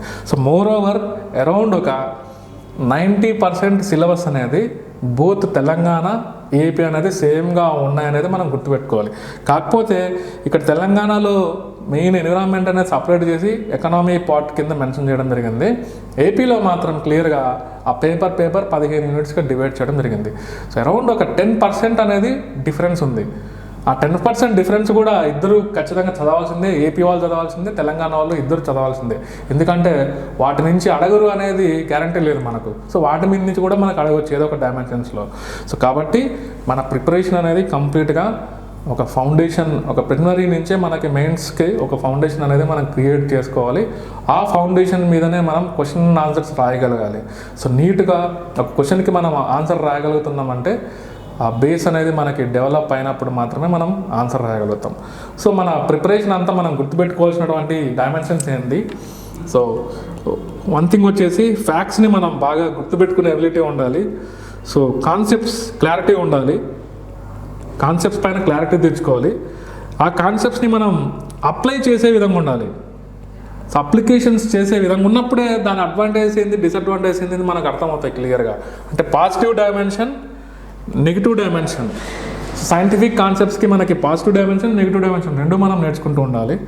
కరెంట్ అఫైర్స్ అనేది మనం రెగ్యులర్గా ఫాలో అవ్వాలి క్లియర్గా. సో ఈ కంప్లీట్గా ఇలా ఉన్నప్పుడు మాత్రమే మనము మన స్కోర్ అనేది మ్యాక్సిమైజ్ చేసుకోవచ్చు. ఈజీ, వెరీ ఈజీగా మనం తెచ్చుకోవచ్చు. సో ఇదంతా కలిపి మనకి హార్డ్లీ డైలీ ఒక 2 గంటలు కాన్సన్ట్రేషన్ చేసినా కూడా, సో డైలీ ఒక 2 గంటలు కాన్సన్ట్రేషన్ చేసినా కూడా ఒక 3 నెలల్లో మనము ఇంక్లూడింగ్ ప్రిలిమ్స్కి, మెయిన్స్కి రెండింటికి మనం కమాండ్ తెచ్చుకునే దానికి పాసిబిలిటీ ఉంది. సో ఈ విధంగా మనకి ఒక ఎన్సీఆర్టీ బుక్స్ని ఫాలో అవుతూ మనం ప్రిపేర్ అవ్వచ్చు. లేదా మనకి తెలుగు మీడియం వాళ్ళు అనుకోండి, మన తెలుగులో మన స్టేట్ గవర్నమెంట్ రిలీజ్ చేసేటువంటి బుక్స్ కూడా మనం చదువుకొని హ్యాపీగా మనం ఫాలో అవ్వచ్చు, తప్పు లేదు. Telugu medium Telugu academy release చేసినటువంటి ఇంటర్మీడియట్ బుక్స్ మీరు ఫాలో అవ్వచ్చు. స్కూల్ లెవెల్ బుక్స్లో ఉన్నటువంటి కాన్సెప్ట్స్ కూడా మనం ఫాలో అవ్వచ్చు. సో ఆ బుక్స్ని మనం ఫాలో అవుతూ గవర్నమెంట్, సో మనకు స్టాండర్డ్ బుక్స్ మనం ఫాలో అయినట్టు మాత్రమే మనం స్కోర్ అనేది మనం మ్యాక్సిమైజ్ చేయగలుగుతాం. అలా వదిలేసి మార్కెట్లో దొరికేటువంటి అన్నెసరీ బుక్స్ అన్నీ మనం తీసుకొని అన్నెసరీ క్వశ్చన్ ఆన్సర్స్ మనం చదువుతూ ఉంటే మాత్రం మనకేమీ ఉపయోగం ఉండదు. మనకి మెయిన్స్ రాసినప్పుడు కూడా, గ్రూప్ 1 మెయిన్స్ రాసినప్పుడు కూడా ఇందులో స్కోర్ అనేది మనం చేయలేమనేది మనం గుర్తుపెట్టుకోవాలి. ఫ్రెండ్స్, ఈ విధంగా మనము నెక్స్ట్ క్లాస్ నుంచి మనకి ఈ యూట్యూబ్ సిరీస్లో భాగంగా మనము నెక్స్ట్ టైం నుంచి నేను మీకు ఖచ్చితంగా ఈ క్వశ్చన్స్, ప్రీవియస్ ఇయర్ క్వశ్చన్స్ అనేది మీకు లాస్ట్ ఇయర్ ఎలా అంటే ఇప్పటి వరకు జరిగినటువంటి మనకి గ్రూప్ 1 ఎగ్జామినేషన్స్ పరంగా సో మెయిన్స్ క్వశ్చన్స్ ఉంటాయి కదా, వాటికి ఆన్సర్స్ అనేది ఎలా రాయాలనేది నేను యూట్యూబ్ సిరీస్ భాగంగా మీకు ప్రొవైడ్ చేయడం జరుగుతుంది. అదేవిధంగా రెగ్యులర్ కోర్స్లో భాగంగా అతి తక్కువ ప్రైస్కి మీకు వెరీ స్పెషల్ ప్రైస్తో మీకు క్లియర్గా సో మెయిన్స్కి పడే విధంగా టాపిక్స్ అనేది నేను డిజైన్ చేసి ప్రొవైడ్ చేయడం జరుగుతుంది. So at the same time preliminary point of వ్యూలో కెమిస్ట్రీ, బయాలజీ, ఫిజిక్స్ పార్ట్ మీకు ఎక్కడ దొరకవు, కావాలంటే మీరు చూసుకోండి క్లియర్గా. ఏ సెక్షన్స్లో అయినా చూసుకోండి, ఏ కోచింగ్ సెంటర్లో అయినా. సో వాటన్నిటినీ నేను ప్రత్యేకంగా జనరల్ స్టడీస్ పార్ట్లో స్కోర్ అనేది ఇంప్రూవ్ చేసుకునే విధంగా నేను ఆ క్లాసెస్ అనేది మీకు ప్రొవైడ్ చేయడం జరిగింది. దాంతోపాటు ఆ సెక్షన్స్ అనేది ఈ మెయిన్ సెక్షన్కి ఎవరైతే గ్రూప్ 1 పార్ట్కి మీరు ప్రిపేర్ అవుతున్నారో, గ్రూప్ 1 మెయిన్స్కి ప్రిపేర్ అవుతున్నారో ఖచ్చితంగా ఆ జనరల్ సైన్స్ పార్ట్ అనేది మీకు ఖచ్చితంగా హెల్ప్ఫుల్గా ఉంటుంది. సో నెక్స్ట్ సిరీస్లో భాగంగా మనం ఈ కంటిన్యూషన్లో భాగంగానే ఆ మోడల్, సో ప్రీవియస్ అడిగినటువంటి క్వశ్చన్స్కి మన దగ్గర ఎలాంటి ఆన్సర్ ఉండాలనే డైమెన్షన్స్లో నేను ఆ క్వశ్చన్స్ ఈచ్ క్లాస్లో ఒక 3-4 క్వశ్చన్స్ అనేది నేను ఇలా ఎక్స్ప్లెయిన్ చేసుకుంటూ వెళ్తాను. మీకు రెగ్యులర్ కోర్స్ కావాలంటే మీరు ఎంట్రీ యాప్ను డౌన్లోడ్ చేసుకొని గ్రూప్ 1 సెక్షన్లోకి వెళ్తే నా సైన్స్ అండ్ టెక్నాలజీ కోర్స్ అనేది మీకు క్లియర్గా ఉంటుంది. అందులో మీరు చూసుకోవచ్చు కావాలంటే కంటెంట్ అన్ని. That's all friends, that's all for this class.